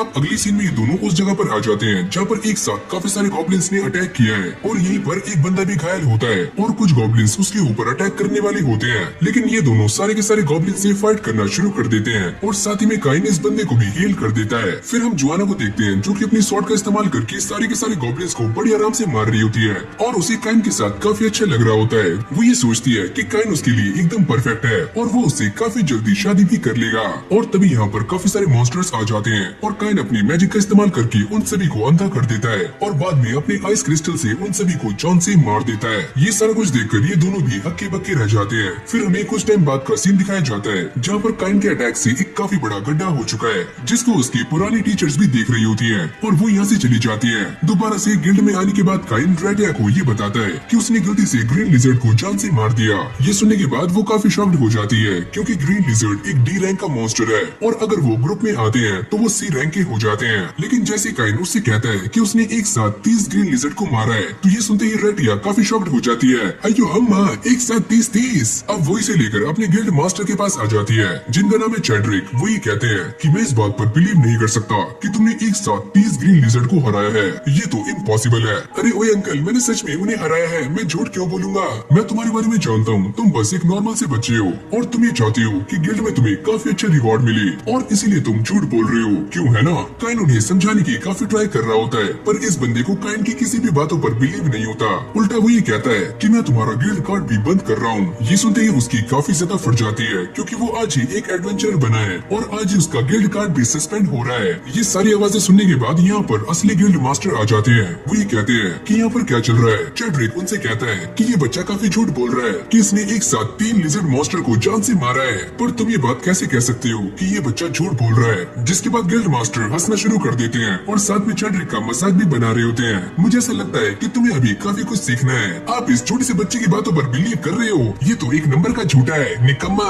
तभी यहाँ पर जोआना की भी एंट्री हो जाती है और वो आते ही काइन को गले से लगा लेती है। मेरे पतिदेव, मैं आपको ही काफी लंबे टाइम से ढूंढ रही थी, पर तुम यहाँ पर क्या कर रही हो? मैं यहाँ पर इसीलिए आई थी ताकि मैं गिल्ड मास्टर को ये बता सकूं कि हमने काफी सारे लिजर्ड मॉन्स्टर को जान से मारा है। और जैसे गिल्ड मास्टर सारी बातों को रिवील करते हैं कि जिसने प्रिंसेस को और उनके साथी को काफी सारे गॉब्लिन से बचाया था वो कोई और नहीं बल्कि काइन है। ये बात सुनते ही चैड्रिक की फटनी शुरू हो जाती है। अयो अम्मा, मुझसे लगता है काफी बड़ी गलती हो गई, पर फॉर्म में तो तुमने लिखा था कि तुम एक ऑर्डिनरी बच्चे हो। काइन उससे कहता है कि वो बस इसीलिए ताकि सभी लोग मुझे एक नॉर्मल इंसान की तरह ट्रीट करें। अब गिल्ड मास्टर उससे कहते हैं कि ये मेरी बहन से शादी करने वाला है। ये सुनते ही काइन भी काफी ज्यादा शॉक्ड हो जाता है। क्या तुम इसके भाई हो? ये बंदा अब काइन के सामने झुक जाता है और उससे माफी मांग रहा होता है। प्लीज मुझे माफ कर दो। काइन भी उसे माफ कर देता है। गिल्ड मास्टर उससे कहते हैं तुम्हारे कार्ड के हिसाब से तुम्हारा रैंक काफी कम है तो मैं इसे बढ़ाकर सी रैंक कर रहा हूँ। लेकिन जोआना ये कहती है कि इसने तो रेड ड्रैगन को भी जान से मारा है और साथ में काफी बड़े बड़े मॉन्स्टर्स को भी। ये सुनते ही रेडिया और चैड्रिक के होश उड़ जाते हैं। इसका मतलब ये इस किंगडम का सबसे स्ट्रॉन्ग बंदा है। जब ये सारे यहाँ से चले जाते हैं तो गिल्ड मास्टर काइन से कहते हैं कि प्लीज मेरी बहन का ख्याल रखना। वो ये कहती है कि ये तो मेरा काफी अच्छे से ख्याल रख रहा है और हम तो काफी बार डेट पर भी जा चुके हैं। अरे ओए ओए, ये तुम क्या बोल रही हो अपने भाई के सामने? उसे कुछ गलत लगेगा। अरे ओए होने वाले जीजा जी, टेंशन मत लो, मैं ये बात जानता हूँ कि डेट का मतलब है बैटल। फिर हमें दोबारा से गॉड्स को दिखाया जाता है जो कि काइन को लेकर ही बातें कर रहे होते हैं। एक गॉड ये कहती है कि हमने काइन को 10 लेवल की प्रोटेक्शन दी हुई है, क्या ये ज्यादा नहीं है? जिनोम ये कहते हैं कि ये तो काफी कम है, कि हमें काइन को और भी ज्यादा स्ट्रॉन्ग बनाना होगा क्योंकि एरोन की सील कभी भी टूट सकती है। ये सुनते ही सारे गॉड्स काफी शॉक्ड हो जाते हैं। क्या एरोन की सील? यानी कि अब सारा कुछ काइन पर ही डिपेंड है क्योंकि एरोन की सील भी काफी जल्दी टूटने वाली है और अगर ये गॉड्स दुनिया को बचाना चाहते हैं तो काइन का स्ट्रॉन्ग बनना काफी जरूरी है। काइन भी अपने गोल्ड कार्ड को लेकर काफी खुश है। अब अगली सीन में हम ये देखते हैं कि काइन इन दोनों के साथ पढ़ाई करने के लिए आ जाता है। लो भाई, जोआना भी यहाँ पर आ जाती है। वो ये कहती है कि लास्ट वाली डेट तो काफी अच्छी थी और इस बार हम बीच पर जाएंगे। और ये सुनते ही इन दोनों लड़कियों को काफी ज्यादा गुस्सा आ जाता है, यानी कि दोबारा से काइन की वाट लगने वाली है। अब तो मैं गया। इस तरफ काइन आराम से घोड़ी बेचकर सो रहा होता है। तभी सिल्विया यहाँ पर आ जाती है। अरे मालिक, जल्दी से उठ जाओ वरना आप एंट्रेंस एग्जाम के लिए लेट हो जाओगे। तो वो जल्दी से खाना पीना खाकर यहाँ से निकल जाता है और टेलीपोर्ट होकर एकेडमी में आ जाता है। जिसके बाद वो रिसेप्शन पर आ जाता है जहाँ से उसे ये पता चलता है कि उसे कौन सी क्लासरूम में जाना है और उसकी सीट कौन सी है। अब जाते हुए काइन ये सोच रहा होता है कि मेरी क्लास में कोई भी ऐसा नहीं है जिसको मैं पहले से जानता हूँ। क्लास में आने के बाद वो ये देखता है कि सारे बच्चे पढ़ाई कर रहे हैं। मेरे ख्याल से सिल्को टेल्स किसी किसी और क्लास में होंगे। तभी टीचर भी यहाँ पर आ जाती है। तुम सभी का एंट्रेंस एग्जाम अब शुरू होने वाला है और जो भी चीटिंग करेगा उसे मैं यहाँ से बाहर निकाल दूंगी। अगली पल ये एग्जाम शुरू हो जाता है और काइन इस एग्जाम को देखकर काफी खुश होता है क्योंकि उसके लिए ये एग्जाम काफी इजी पीजी है। जिसके बाद ये सारे अपने काम पर लग जाते हैं। तभी टीचर काइन के पास आती है। अपने एग्जाम पर ध्यान दो। अरे मैं तो इसे पहले ही कंप्लीट कर चुका हूँ। जब ये एग्जाम खत्म हो जाता है तो ये सारे बच्चे बाहर आ जाते हैं। टीचर उनसे कहती है कि उन्हें सामने से एक टारगेट चूज करना है और उसके ऊपर अपना सबसे स्ट्रॉन्गेस्ट अटैक करना है। काइन उनसे पूछता है कि मैं अपनी फुल पावर का इस्तेमाल कर सकता हूँ। अरे हाँ, बड़ी आराम से, क्योंकि यहाँ पर एक डिफेंसिव बैरियर लगा हुआ है, तो चिंता मत करो। अब एक के बाद एक सारे बच्चे आगे आ रहे होते हैं और अपने मैजिक का इस्तेमाल करके सामने टारगेट पर हिट करते हैं, पर इससे उसे कुछ भी नहीं होता। ये देखकर काइन भी काफी चौंक जाता है। वो ये सोचता है कि सच में 12 साल के बच्चे इतने ही स्ट्रॉन्ग होते हैं। यहाँ तो मैं इन्फर्नो का इस्तेमाल करने वाला था। जैसे ही काइन की बारी आती है तो वो आगे जाने के बाद फायर बुलेट का इस्तेमाल करता है, जिससे सामने वाले टारगेट के साथ साथ पूरी दीवार ही टूट जाती है और ये सारे लोग उसे देखकर हक्के बक्के रह जाते हैं। यहाँ तक कि वॉल के पीछे वाली दीवार की भी हालत खराब हो जाती है। काइन ये सोचता है मैंने तो बस बिगिनर लेवल की मैजिक का इस्तेमाल किया था, तो ये कैसे हुआ? अभी सारी टीचर्स आगे जाकर चेक करती हैं क्या वहाँ पर सब कुछ सही है। वो ये कहती हैं अभी जगह हमारी यूज करने के लायक नहीं है क्योंकि ये काफी बुरी तरह से डैमेज हो चुकी है। जिसके बाद बारी आती है शॉर्ट प्रैक्टिस की। टीचर ये बताती है कि हमारे यहाँ पर हेल्प करने के लिए ये लोग आए हैं जो कि ए रैंक के एडवेंचरर्स हैं और भाई ये बंदा कोई और नहीं बल्कि क्लाउड है। वो काइन को देखकर ये कहता है कि तुम यहाँ पर क्या कर रहे हो? क्लाउड उससे कहता है चलो एक काम करते हैं, हम दोनों एक साथ प्रैक्टिस करते हैं। और अब ये दोनों एक दूसरे की आमने सामने आ जाते हैं और इन दोनों के बीच में फ्रेंडली बैटल होनी शुरू हो जाती है, जहाँ पर काइन शुरू में ही पोस्ट का इस्तेमाल करता है और क्लाउड के ऊपर एक जोरदार अटैक करता है, पर क्लाउड इसे बड़ी आराम से डॉज कर लेता है। अब बारी आती है क्लाउड की, जो कि एक के बाद एक काइन के ऊपर अटैक्स करना शुरू कर देता है और काइन भी इसे रोकने की काफी ट्राई कर रहा होता है। तब ये टीचर उन दोनों को रोकते हुए कहते हैं अरे थांबा थांबा, यहाँ पर सारे बच्चे डर रहे हैं, थोड़ा आराम से। ये टीचर काइन से कहते हैं कि तुम यहाँ से जा सकते हो, जब भी रिजल्ट आ जाएगा तो हम तुम्हें बुला लेंगे। अब अगले सीन में काइन किंग के सामने आ जाता है। वो ये पूछते हैं कि तुमने एग्जाम में क्या किया? मैंने तो बस बिगिनर लेवल का मैजिक इस्तेमाल किया था, लेकिन उससे भी काफी तबाही मच गई। वो ये कहता है कि मैं तो एम्परर लेवल का मैजिक भी इस्तेमाल कर सकता हूँ। ये सुनने के बाद किंग भी काफी शॉक्ड हो जाते हैं। क्या एम्परर लेवल का मैजिक? वो काइन से ये कहते हैं कि सिल्क और टेल्स ने तुम्हें एग्जाम के दौरान कहीं भी नहीं देखा। काइन ये बताता है कि मैं तो साउथ साइड गया था, लेकिन किंग उससे कहते हैं अरे मुन्ना, मुझे लगता है तुम गलत साइड चले गए, तुम्हें नॉर्थ साइड जाना था। फिर हमें एरिक को दिखाया जाता है, जिसके पास एक टीचर आकर ये बताते हैं कि आज का ये एग्जाम काफी अजीब था। हमारे यहाँ पर एक बच्चा आया जिसने आज काफी तबाही मचा दी और साथ में उसने ए लेवल के एडवेंचर के साथ भी काफी अच्छी सी फाइट की। ये सुनते ही एरिक भी हंसना शुरू कर देता है, कहीं उस बच्चे का नाम काइन तो नहीं है? अरे हाँ, आप उसे कैसे जानते हो? इस तरफ काइन किंग से माफी मांग रहा होता है, मुझे माफ करना, मैं आज के बाद ऐसे मैजिक का इस्तेमाल नहीं करूंगा। और जैसे काइन अपना रिजल्ट आकर देखता है तो वो इस रिजल्ट में फर्स्ट आया होता है और सेकंड नंबर पर सिल्क और तीसरे पर टेल्स। जिसके बाद ये सारे काइन को कांग्रेचुलेट करके यहाँ से चले जाते हैं। और जैसे काइन भी यहाँ से जा रहा होता है तभी उसकी बहन यानी कि रानी यहाँ पर आ जाती है, जो कि उसे गले से लगा लेती है। अरे वाह भाई, तुमने तो कमाल कर दिया। सिल्विया भी ये बात जानने के बाद काफी खुश होती है कि काइन एग्जाम में फर्स्ट आ चुका है। अब यहीं से हमारा सीन चेंज हो जाता है, जहाँ पर ये सारे के सारे बच्चे एंट्रेंस सेरेमनी में आ जाते हैं और इन सभी ने एक जैसे कपड़े पहने होते हैं, यानी कि स्कूल यूनिफॉर्म। तभी हेडमास्टर सामने आ जाते हैं, चलो काइन ऊपर आ जाओ स्पीच देने के लिए। और जैसे काइन ऊपर आता है वो ये कहता है कि मैंने गलती से साउथ साइड में एग्जाम दे दिया था, ये मेरी मिस्टेक है। ये सुनते ही सारे बच्चे उसकी खिल्ली उड़ाने लग जाते हैं, पर वो ये कहता है कि मुझे इस बात से कोई भी फर्क नहीं पड़ता क्योंकि एकेडमी ने मेरी गलती को सही कर दिया है। अगली पल यहाँ पर किंग की भी एंट्री हो जाती है। वो ये कहते हैं तुम सभी का शुक्रिया कि तुम इस एकेडमी में आ चुके हो, लेकिन इस बार यहाँ पर काफी बदमाश बच्चे भी आए हैं और वो इनडायरेक्टली काइन को वार्न कर रहे होते हैं कि वो आगे से ऐसी गलती ना करे। जिसके बाद ये सारे क्लासरूम में आ जाते हैं। तभी उनकी टीचर भी यहाँ पर आ जाती है, जिनका नाम है एल्का। वो ये कहती है कि सारे बच्चे अपने अपने कोर्सेज को चूज कर लो। काइन ये कहता है कि मैं तो बस एडवेंचरर ही चूज करने वाला हूँ, पर टेल्स उसे मना करती है कि तुम्हें एक एडवेंचरर नहीं बनना चाहिए क्योंकि तुम एक नोबल हो और तुम्हें नोबल के बारे में ही जानना चाहिए। इन दोनों के समझाने के बाद काइन भी ये डिसाइड कर लेता है कि वो एडवेंचरिंग, मैजिक आइटम्स और नोबिलिटी के बारे में सीखने वाला है। ये सुनते ही वो दोनों इससे चिपक जाते हैं, हम तीनों ही काफी मेहनत करेंगे। क्लास से बाहर आने के बाद काइन ये देखता है कि सामने वही बच्चे हैं जो कि पाल्मा को परेशान कर रहे हैं। अरे ओए छोटी बच्ची, तुम यहाँ पर क्या कर रही हो, वो भी ए रैंक की एडवेंचरर्स की क्लास में।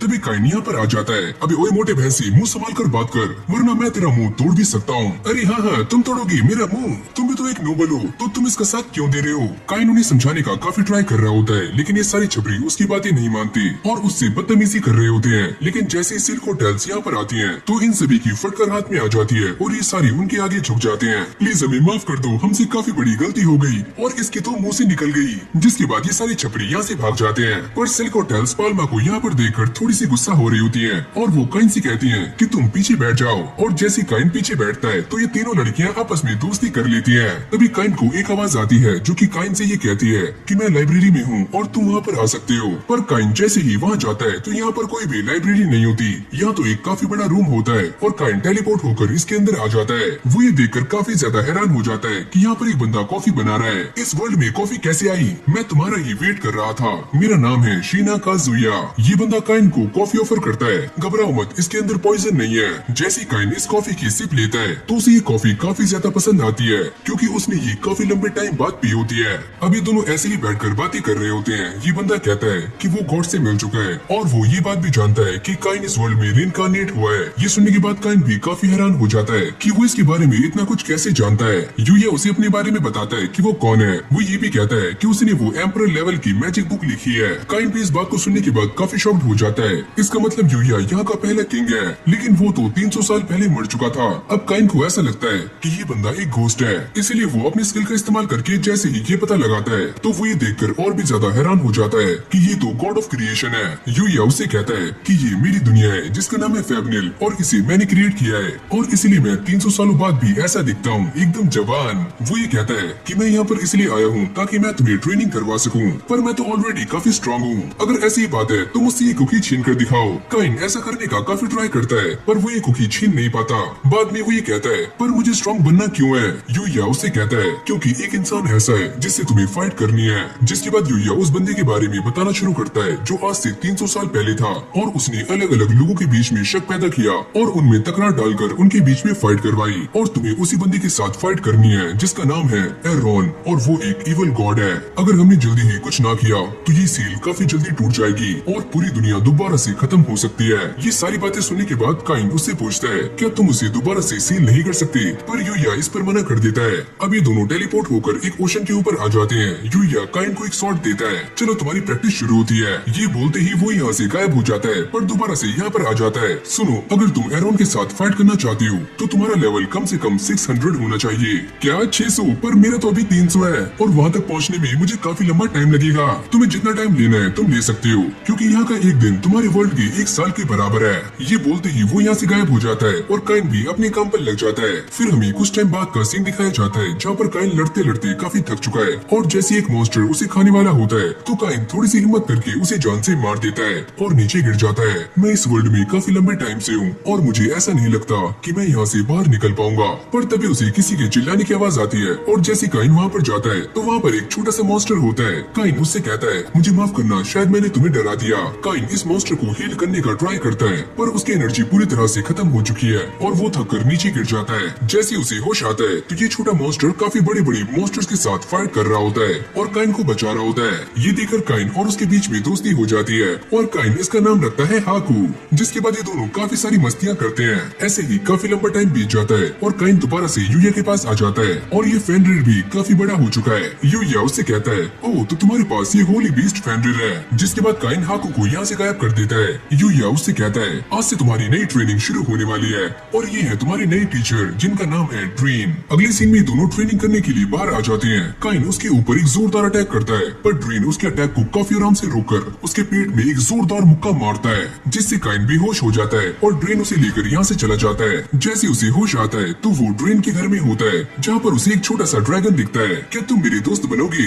ये देखकर हाकू को काफी गुस्सा आ जाता है और ये दोनों फाइट करना शुरू कर देते हैं। प्लीज लड़ो मत। तभी रूडी ड्रेन की वाइफ यहाँ पर खाना लेकर आ जाती है। काइन जैसे ही ये खाना खाता है तो उसकी आंखों से आंसू आने शुरू हो जाते हैं। इस तरफ सिल्विया अपनी सारी की सारी मेड्स को ये ऑर्डर दे रही होती है कि वो जल्दी जल्दी खाना बनाए क्योंकि काइन यहाँ पर कभी भी आ सकते हैं। लेकिन इस तरफ ड्रेन ने काइन की हालत काफी गंदी कर दी होती है और वो उसे उठा उठा कर पटक रहा होता है। क्या हुआ, तुम्हारी सारी हवा निकल गई क्या? जब ये सारे घर आ जाते हैं तो यूया उन्हें बताता है कि पहले 7 नहीं 8 गॉड्स हुआ करते थे और एक गॉड मिसिंग है और ये गॉड कोई और नहीं बल्कि वही है जिससे तुम आगे जाकर फाइट करने वाले हो और अगर वो दोबारा से यहाँ पर आ गया तो वो डेथ गेम को दोबारा से शुरू कर देगा। ये सारी बातें जानने के बाद काइन के मन में भी जोश भर जाता है और वो दोबारा से ड्रेन के साथ प्रैक्टिस करने के लिए बाहर आ जाता है। यूया उससे ये कहता है कि तुम ये बात जानती हो कि मैं इस वर्ल्ड में रिइंकार्नेट हुआ था और मैं जिन्हें बचाना चाह रहा था वो तुम्हारी मॉम और डैड थे। ये सुनते ही काइन को एक काफी बड़ा झटका लगता है जिसके बाद उन तीनों को इस वर्ल्ड में समन किया गया और गॉड्स उनसे कहते हैं कि प्लीज हमारे वर्ल्ड को बचा लो, तुम ही हमारी आखिरी उम्मीद हो। फिर हमें एरॉन के साथ इन तीनों की फाइट दिखाई जाती है जहाँ पर काइन के मॉम और डैड दोनों ही मारे जाते हैं, पर यूया एक सील का इस्तेमाल करते हुए डेथ गॉड को सील कर देता है। ये सारी बातें जानने के बाद काइन को काफी ज्यादा गुस्सा आ जाता है और वो एक न्यू पावर को अनलॉक कर लेता है जिसका नाम है ओवरलोड, जिससे वो ड्रेन को भी काफी आराम से हरा देता है। अगली सीन में यूया काइन के पेरेंट्स की ग्रीव के सामने आ जाता है, तभी काइन भी यहाँ पर आ जाता है। यूया उससे कहता है तुम्हारे पेरेंट्स हमेशा से ही ये चाहते थे कि वो दोबारा से अपने वर्ल्ड में लौट पाए, लेकिन ऐसा नहीं हुआ और वो तुमसे काफी ज्यादा प्यार करते थे। ये सुनते ही काइन की आंखों में भी आंसू आ जाते हैं। अब काइन उससे कहता है कि मैं अपने वर्ल्ड में दोबारा से वापस जाना चाहता हूँ और वो यहाँ से भागता है। यूया उससे कहता है अरे ओए क्या तुम ऐसे ही जाओगे? तभी यूया अपने मैजिक से काइन को दोबारा से छोटा कर देता है। वो ये कहता है कि तुम हाकू को भी अपने साथ लेकर जा सकते हो। अरे सुनो, इस ड्रैगन को भी अपने साथ ले जाओ। काइन के जाने से पहले यूया उसे एक स्वॉर्ड देता है, इसे अपने वर्ल्ड के किंग को दे देना। और काइन यहाँ से टेलीपोर्ट हो जाता है दोबारा से अपने वर्ल्ड में। यहाँ आते ही सारे लोग उसे देखकर काफी खुश हो जाते हैं और खुशी के मारे रो रहे होते हैं। जैसे वो अपने सामने कुकीज को देखता है तो वो इन्हें खाना शुरू कर देता है। ये तो काफी टेस्टी है, मैंने काफी लंबे टाइम से ऐसा खाना नहीं खाया। जिसके बाद काइन किंग के पास आ जाता है और उन्हें ये बताता है कि वो पहले किंग यूया से मिला है। ये सुनने के बाद वो सारे लोग काफी शॉक्ड हो जाते हैं, यहाँ तक कि इस मंत्री को काइन की बातों पर बिलीव नहीं होता। उन्हें बात साबित करने के लिए काइन भी इस स्वॉर्ड को बाहर निकाल लेता है। किंग भी इसे देखकर ही कहते हैं कि ये तो वही कटाना है जो कि पहले किंग यूज किया करते थे। काइन इन सभी को ये बताता है कि उसने एक अजीब सी जगह पर 5 सालों तक ट्रेनिंग की है और काफी खतरनाक मॉन्स्टर्स को जान से मारा है। ये सुनते ही किंग भी काफी गुस्सा हो जाते हैं। तुम वहाँ पर 5 सालों तक रह कैसे सकते हो? तुम तो अब भी एक छोटे से बच्चे हो। जिसके बाद काइन गिल्ड मास्टर के पास आ जाता है और उनसे ये पूछता है कि आप मेरी रजिस्ट्रेशन कैंसिल करवा रहे हो? और वही कहते हैं कि जब तुम यहाँ पर आए थे तो हमने तुम्हें एक क्वेस्ट दी थी, पर तुमने उसे अभी तक पूरा नहीं किया है। अब काइन के पास काफी कम टाइम है, अगर वो इस क्वेस्ट को पूरा नहीं कर पाता तो उसकी रजिस्ट्रेशन कैंसिल भी हो सकती है। ये सुनते ही काइन भी काफी ज्यादा परेशान हो जाता है। प्लीज ऐसा मत करो। और मुझे करना क्या था? तुम्हें कुछ गुंडों को पकड़ना है जो कि रॉयल कैपिटल में कुछ दिक्कतें पैदा कर रहे हैं, और हाँ, उस ग्रुप में कम से कम 10 और उससे ज्यादा लोग भी हो सकते हैं। क्या तुम ये कर सकते हो? अब अगले सीन में काइन उन सारे गुंडों के सामने आ जाता है, पर तभी अचानक वो ये देखता है कि यहाँ पर पहले से ही 2 और एडवेंचरर्स हैं और ये कोई और नहीं बल्कि उसके टीचर्स हैं। पर मिली के हाथ में चोट लगी हुई होती है तो काइन अपने हीलिंग मैजिक का इस्तेमाल करके उस चोट को सही कर देता है। तुम्हारा शुक्रिया। देखो जरा, एक छोटा सा बच्चा भी हमसे लड़ने के लिए यहाँ पर आया है, पर तुम हमारा कुछ भी बिगाड़ नहीं पाओगे।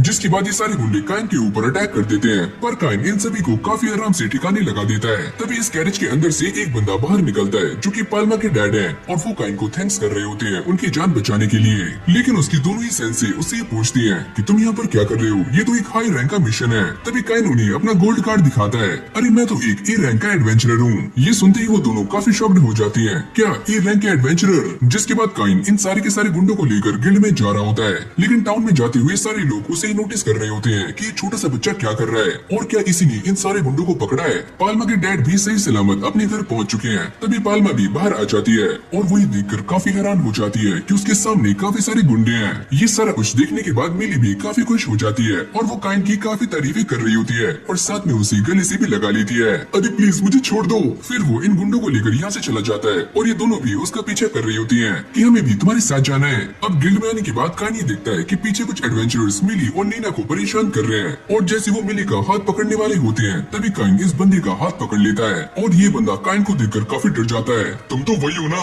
और इन सभी की फटनी शुरू हो जाती है। तभी क्लाउड भी यहाँ पर आ जाता है। यहाँ पर क्या चल रहा है? क्लाउड भी उन दोनों को यहाँ पर देखकर काफी शॉक्ड हो जाता है। काइन उनसे कहता है कि ये दोनों ही मेरी सेंस हैं, और वो ये बात नहीं जानता कि मिली क्लाउड की ही बहन है। अभी सारे बैठकर बातें कर रहे होते हैं, जहाँ पर मिली ये बताती है कि काइन ने हमारी काफी हेल्प की और इसने बड़ी आराम से उन सारे गुंडों को हरा दिया। साथ में वो ये भी कहती है कि काइन सच में काफी पावरफुल ए रैंक का एडवेंचरर है। ये सुनते ही क्लाउड भी काफी शॉक्ड हो जाता है। क्या सच में ए रैंक का एडवेंचरर? और जब उसे ये बात भी पता लगती है कि काइन एक बैरन है तो उसकी सिट्टी पिट्टी गुल हो जाती है। प्लीज मुझे माफ करना, मैंने तुमसे न जाने कैसे कैसे बात की। लेकिन भाई काइन इन सारी चीजों से इरिटेट हो जाता है क्योंकि वो एक नॉर्मल लाइफ स्पेंड करना चाहता है। वो ये सोचता है कि मैं इन सभी को ये बात कैसे बताऊं कि मैं इतना स्ट्रॉन्ग कैसे हुआ। मैं इन्हें ये बता नहीं सकता कि मुझे गॉड्स ने ट्रेनिंग दी है। मिली और नीना काइन से बातें करते हुए उसे ये बताती है कि तुम तो बचपन से ही काफी स्ट्रॉन्ग हो और तुमने हमें ये जो बैग दिया था वो अभी तक फुल नहीं हुआ है। ये देखते ही लीना भी काफी चौंक जाती है कि ये बैग्स तुम्हारे पास कैसे आए। वो ये कहती है कि काइन ने हमें ये बना कर दिए हैं और ये वाले बैग सच में काफी बड़े हैं जिनके अंदर एक पूरा का पूरा मेंशन आ सकता है। तभी अचानक हम ये देखते हैं कि ज्यादा पीने की वजह से लीना काइन के ऊपर ही सो जाती है और क्लाउड उससे कहता है अरे यार चिंता मत करो। अब यहीं से हमारा सीन चेंज हो जाता है जहाँ पर टीचर सारे बच्चों को ये बता रही होती है कि आज तुम्हारी मैजिक क्लास है और तुम्हें अपने स्पेशल अटैक से सामने वाले टारगेट के ऊपर हिट करना है। काइन भी ये सुनकर काफी खुश हो जाता है क्योंकि वो फाइनली ये चीज दिखा सकता है कि उसने यूए के साथ कैसी ट्रेनिंग की है और वो कितना स्ट्रॉन्ग है। लेकिन उसकी टीचर काइन का सारा ही पोपट कर देती है क्योंकि वो उसे यहाँ पर अटैक मैजिक करने से मना कर रही होती है और काइन को यहाँ पर बैन कर दिया गया है। तुम बस यहाँ पर सारी सिचुएशन को ऑब्जर्व करोगी और कुछ भी नहीं। पर ऐसा क्यों? तुम्हारा बिगनर लेवल मैजिक ही इतना स्ट्रॉन्ग है कि हमारा बैरियर उसे कंट्रोल नहीं कर पाता।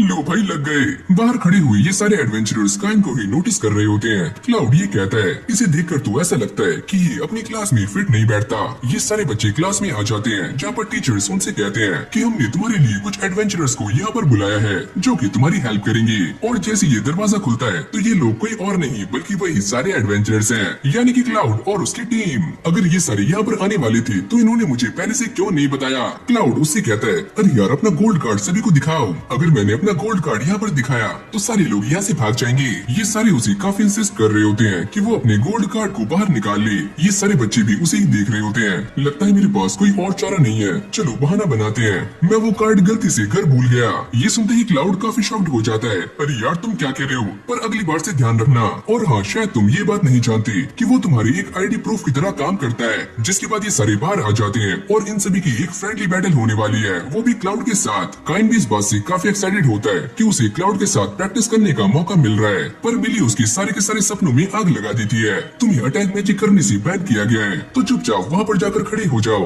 और काइन सारे बच्चों के बीच में आकर खड़ा हो जाता है। ये बात उसे काफी बुरी लगती है और उसे ऐसा लग रहा होता है कि वो सारे बच्चों से काफी अलग है और सारे बच्चे उसे ऐसे ट्रीट कर रहे हैं, यहाँ तक कि टीचर्स भी। लेकिन भाई काफी ज्यादा वेट करने के बाद काइन की फाइनली बारी आ जाती है और वो अब क्लाउड के सामने खड़ा होता है। और जैसे ही इन दोनों की स्वॉर्ड्स आपस में टकराती हैं, तो तभी यहाँ पर घंटी बज जाती है, यानी कि ये वाला पीरियड एंड हो चुका है और इन बच्चों के यहाँ से जाने का टाइम आ चुका है। अरे यार ये सारा कुछ मेरे साथ क्या हो रहा है? मैंने तो फाइट की भी नहीं। तभी टीचर उससे ये कहते हैं तुम सभी को यहाँ पर बुलाना काफी खर्चीला है, तो मैं ये सोच रहा हूँ कि अगली बार तुम सभी को यहाँ पर ना बुलाऊं। और ये सारा कुछ इसीलिए हो रहा होता है क्योंकि काइन ने लास्ट टाइम जो दीवार तोड़ी थी उसमें इन सभी का काफी मोटा खर्चा लगा था। ये सारी बातें काइन के जले पर नमक छिड़कने का काम कर रही होती है। क्लाउड उससे कहता है अरे यार चिल हो जाओ, इतनी भी टेंशन की बात नहीं है। इस बात से काइन को काफी गुस्सा आ जाता है और वो रात में जंगल में आने के बाद प्रैक्टिस कर रहा होता है। यहाँ तक कि उसके सामने एक काफी बड़ा ड्रैगन भी आता है, पर काइन उसे काफी आराम से काट देता है। तभी काइन के सामने एक काफी बड़ा पत्थर पड़ा हुआ होता है और वो इसे तोड़ने के लिए एक काफी जोरदार ब्लास्ट करता है। और सारे के सारे नाइट्स को ऐसा लगता है कि मॉन्स्टर्स उनके ऊपर अटैक करने के लिए यहाँ पर आ रहे हैं। टाउन के ये सारे लोग काफी चिंता में होते हैं कि ये सारे नाइट्स काफी जल्दी में कहाँ पर जा रहे हैं। और इन सभी को लीड करने वाले काइन के डैड होते हैं। जैसे ही काइन का सारा काम यहाँ पर खत्म हो जाता है तो वो यहाँ से निकल जाता है, पर दोबारा से उसका हैंकी यहीं पर गिर जाता है। ये नाइट्स अपने सामने एक काफी बड़ा गड्ढा देखते हैं और उसके डैड भी दोबारा से उसका हैंकी देखकर काफी चौंक जाते हैं। फिर हम किंग को देखते हैं जो काइन से ये कहते हैं कि हम सभी को तैयार हो जाना चाहिए।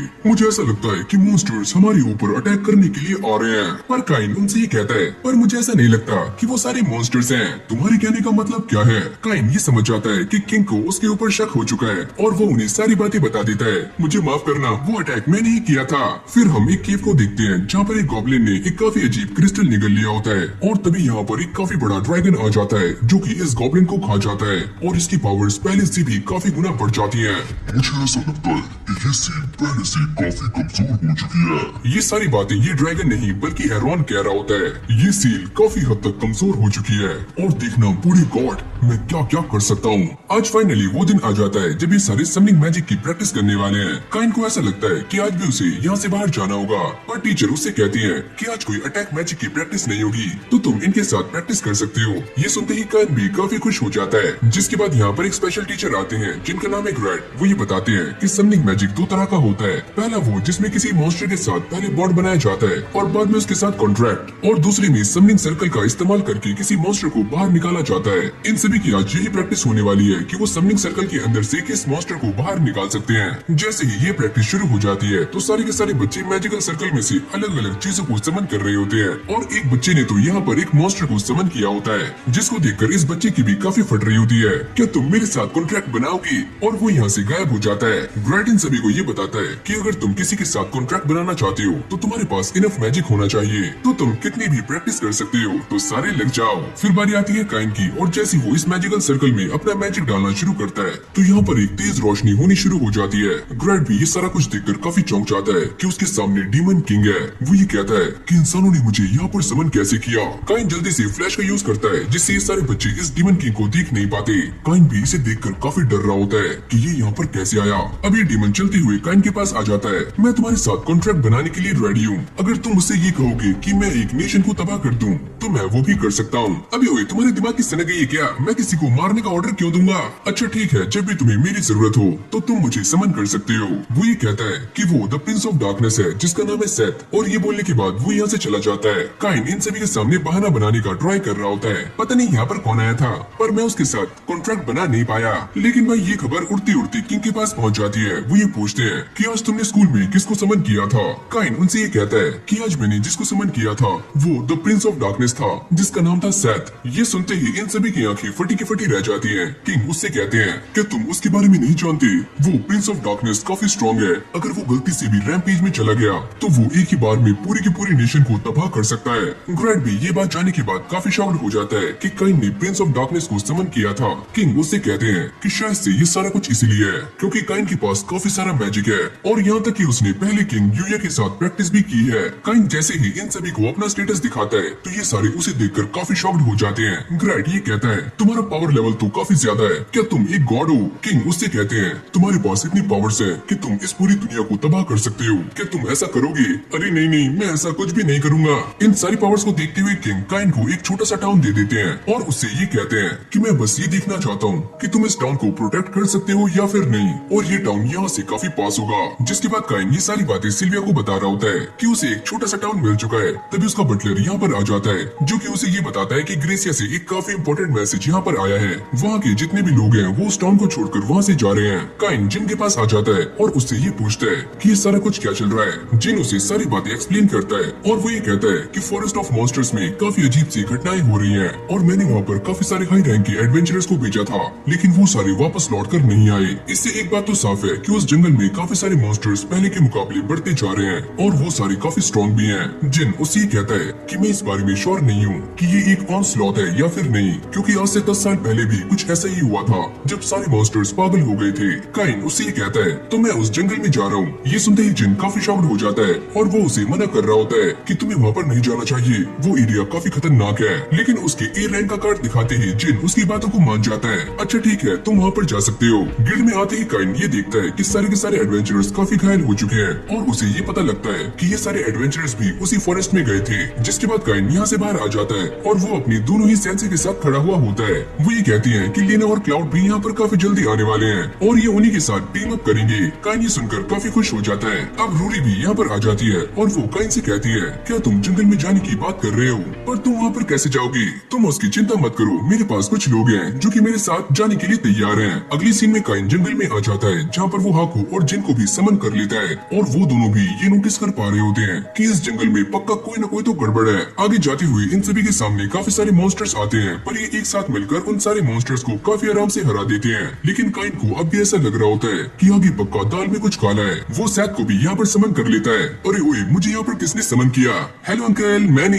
जैसे ही सेथ इस पूरे जंगल का जायजा लेता है तो वो ये बताता है कि हाँ, यहाँ पर कुछ न कुछ तो जरूर है और मैं किसी की स्ट्रॉन्ग प्रेजेंस को फील कर पा रहा हूँ। क्या मैं इस काम को आसान करने के लिए किसी को बुला सकता हूँ? काइन कहता है अरे हाँ, क्यों नहीं। और तभी वो अपने सबॉर्डिनेट को यहाँ पर बुला लेता है जो कि काइन को देखकर काफी शॉक्ड हो जाता है। अरे ओए, ये तो एक इंसान है और भाई ये बड़ा 4 हेवनली किंग्स में से एक है और इसका नाम है दाल माटिया। क्या दाल माटिया? अरे वाह, क्या मस्त नाम है। इसका नाम है दाल और इसका नाम है चावल। लेकिन तभी अचानक जंगल में से काफी सारे मॉन्स्टर्स बाहर निकलने शुरू हो जाते हैं पर काइन इन सभी को काफी आराम से ठिकाने लगा देता है। ये सारा कुछ देखकर प्रिंस ऑफ डार्कनेस और दाल माटिया काफी शॉक्ड हो जाते हैं। ये बच्चा तो सच में काफी स्ट्रॉन्ग है। काइन उनसे ये कहता है कि वो यहाँ की सारी इन्वेस्टिगेशन को पूरा करे और वो इन सारे मॉन्स्टर्स को लेकर गिल्ड में जा रहा है। यहाँ पहुँचते ही सारे लोग उसे देखकर काफी शॉक्ड हो जाते हैं, क्योंकि काइन अपने साथ काफी खतरनाक मॉन्स्टर्स को लेकर आया होता है, जो कि ए रैंक के साथ साथ एस रैंक के भी होते हैं। ये सारे इस बात को लेकर काफी चिंता कर रहे होते हैं, अगर यही मॉन्स्टर्स गलती से टाउन में घुस जाएं, तो वो सभी को जान से मार सकते हैं। इस तरफ दालमाटिया अपनी पावर्स का इस्तेमाल कर रहा होता है और उसे ये पता लगता है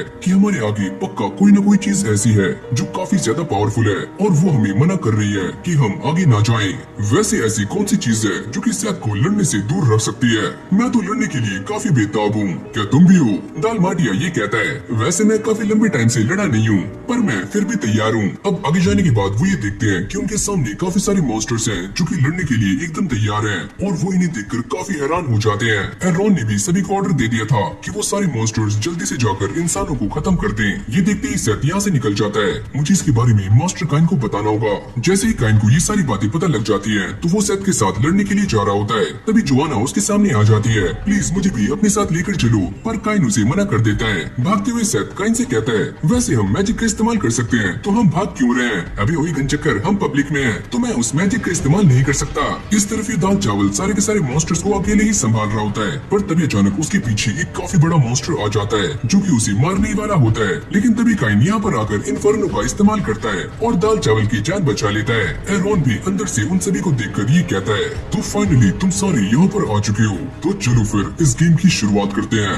अब काइन ये सोचता है कि उसे एरॉन के पास जाने से पहले इन सारे के सारे मॉन्स्टर्स को खत्म करना होगा। सेथ उससे कहता है कि तुम आगे जा सकते हो और हम इन सारे के सारे मॉन्स्टर्स को संभाल लेंगे। ये सुनते ही काइन यहाँ से निकल जाता है, मुझे तुम्हारे ऊपर भरोसा है। इस तरफ ये सारे लोग भी टाउन को छोड़कर जा रहे होते हैं। मिली भी काइन के पास जाने की जिद कर रही होती है। वो ये कहती है, भले ही काइन कितना भी स्ट्रॉन्ग हो, लेकिन वो इतने सारे मॉन्स्टर्स का सामना अकेला नहीं कर सकता। तो ये सारे भी उसके साथ जाने के लिए तैयार हो जाते हैं। यहाँ पर सेथ ने अपने सामने चारों के चारों हेवनली किंग्स को समन कर लिया होता है। क्या हुआ, आपने हमें समन क्यों किया? क्या यहाँ पर कोई दिक्कत है? मेरे एक दोस्त ने मुझे ऑर्डर दिया है कि मैं इन सारे के सारे मॉन्स्टर्स को खत्म कर दूं। ये सुनते ही वो सारे लोग काफी हैरान हो जाते हैं, क्योंकि सेथ एक प्रिंस ऑफ डार्कनेस है और उसे कोई ऑर्डर कैसे दे सकता है। तभी ये दालमाटिया भी यहाँ पर आ जाता है और ये सारे उसे देखकर भी काफी हक्के बक्के रह जाते हैं, क्योंकि ये एक काफी हाई रैंक का डीमन जर्नल है और वो यहाँ पर क्या कर रहा है? हम सारे यहाँ पर प्रिंस ऑफ डार्कनेस के दोस्त की हेल्प कर रहे हैं और वो इंसान एक डेमी गॉड है। अगली सीन में हम काइन को देखते हैं जो कि इन सारे मॉन्स्टर्स को हराने का ट्राई कर रहा होता है, पर ये मॉन्स्टर्स काफी सारे हैं। जिसके बाद वो एक काफी बड़े इन्फर्नो का इस्तेमाल करते हुए अपने सामने के रास्ते को एकदम साफ कर देता है। पर तभी अचानक से काइन के ऊपर भी एक अटैक होता है,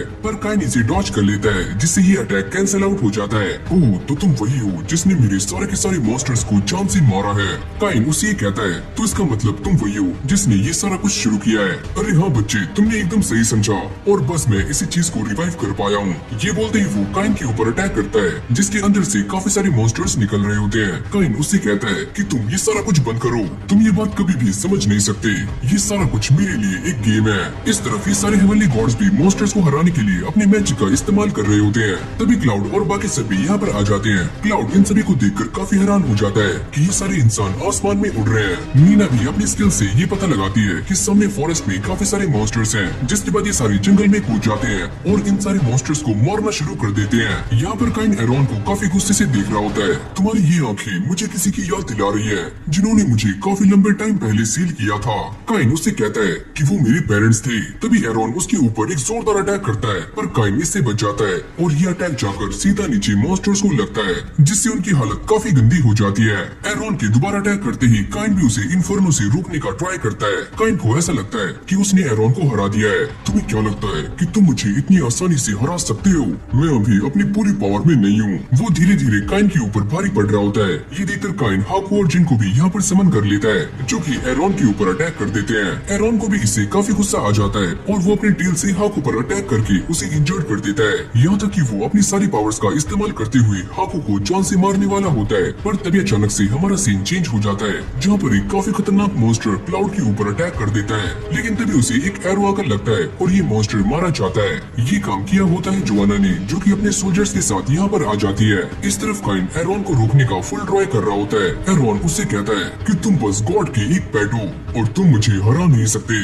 इससे काइन काफी गुस्से में आ जाता है और वो अपने दोस्तों को बचाने के लिए ओवरलोड का इस्तेमाल कर देता है। ये अटैक तो ओवरलोड है, जो कि इस बच्चे के डैड ने काफी टाइम पहले मेरे ऊपर किया था। काइन अपनी सारी पावर्स को एक साथ करके एरॉन के ऊपर अटैक कर देता है और वो भी इसे रोकने के लिए काउंटर अटैक करता है, जिससे यहाँ पर एक जोरदार धमाका होता है और काफी खतरनाक रोशनी भी निकलती है, जिसको देखकर सारे के सारे टाउन वाले वाले भी काफी पैनिक हो जाते हैं। काइन ये कहता है कि मैं अपने दोस्तों की स्माइल को बचाने के लिए किसी भी हद तक जा सकता हूँ। जैसे काइन अपनी पूरी पावर्स का इस्तेमाल करता है तो हक और जेन उसको रोक लेते हैं। फिर हमें दिखाया जाता है कि काइन की पावर्स की वजह से सामने एक काफी बड़ा गड्ढा हो चुका है। काइन सेट से पूछता है कि एरॉन का क्या हुआ, मेरे ख्याल से वो तो मारा जा चुका है। ये सुनते ही काइन काफी खुश हो जाता है कि उसने फाइनली ऑनस्लॉट को रोक दिया। यहाँ तक कि टाउन के अंदर भी सारे लोग काफी खुश हैं क्योंकि उन्होंने सारे के सारे मॉन्स्टर्स को ठिकाने लगा दिया। जिसके बाद ये सारे लोग काफी खुश होकर काइन को गले से लगा लेते हैं। दाल बाटिया और सेट भी उसे ही देख रहे होते हैं। लगता है गॉड ने एक काफी अच्छे इंसान को चूज किया है। ये बोलते ही वो दोनों यहाँ से चले जाते हैं। अब अगली सीन में किंग काइन के ऊपर गुस्सा कर रहे होते हैं। टाउन के अंदर वो अजीब सी लाइट कैसी थी?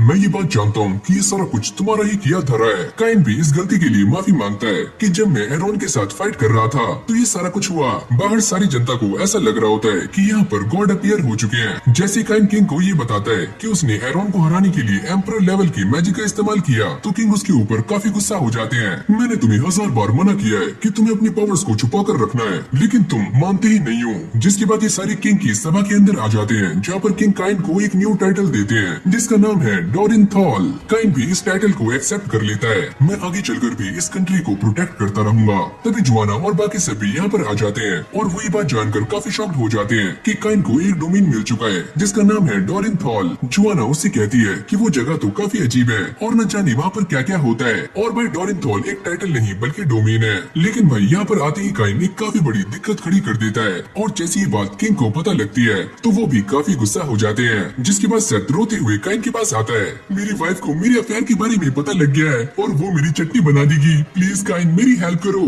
लेकिन तभी उसकी वाइफ भी यहाँ पर आ जाती है जो काफी गुस्से में होती है और उसका गुस्सा देखकर काइन भी उसके साथ हो जाता है और वो उसे फंसाना शुरू कर देता है। तुम्हारी वाइफ तो काफी सुंदर है और तुम किसी और पे डोरे डाल रहे हो, काफी गलत बात है ये। काइन की ये सारी तारीफें सुनकर सेथ की वाइफ भी काफी खुश हो जाती है और वो सेथ को लेकर यहाँ से चली जाती है। ये बंदा किंग को काइन की करतूतों के बारे में सारा कुछ बता रहा होता है कि उसने वहाँ पर जाकर कौन कौन से गुल खिलाए हैं। अरे ये तो कुछ भी नहीं, उसने वहाँ पर एक काफी बड़ा कासल भी बना दिया है। ये रहा वो कासल जिसे जिनोम भी देखकर काफी खुश होते हैं। काइन ये कहता है लगता है मैंने फिर से कुछ ज्यादा ही कर दिया। और इसी के साथ हमारी ये एनिमी यहीं पर एंड हो जाती है। अगर आपको ये वाली वीडियो अच्छी लगी हो तो वीडियो को लाइक करके चैनल को सब्सक्राइब करना मत भूलना। और ये इस एनिमी का सीजन 1 था जो कि मैंने कंप्लीट कर दिया है और जैसे इसका सीजन 2 आएगा तो वो भी आपको हमारे चैनल पर देखने को मिल जाएगा। बाकी अगर आप हमारे चैनल पर नहीं हो तो वीडियो को लाइक करके चैनल को सब्सक्राइब करना मत भूलना। और मैं मिलता हूँ आपसे एक और न्यू फ्रेश वीडियो के साथ। तब तक के लिए कीप वॉचिंग एनिसोड।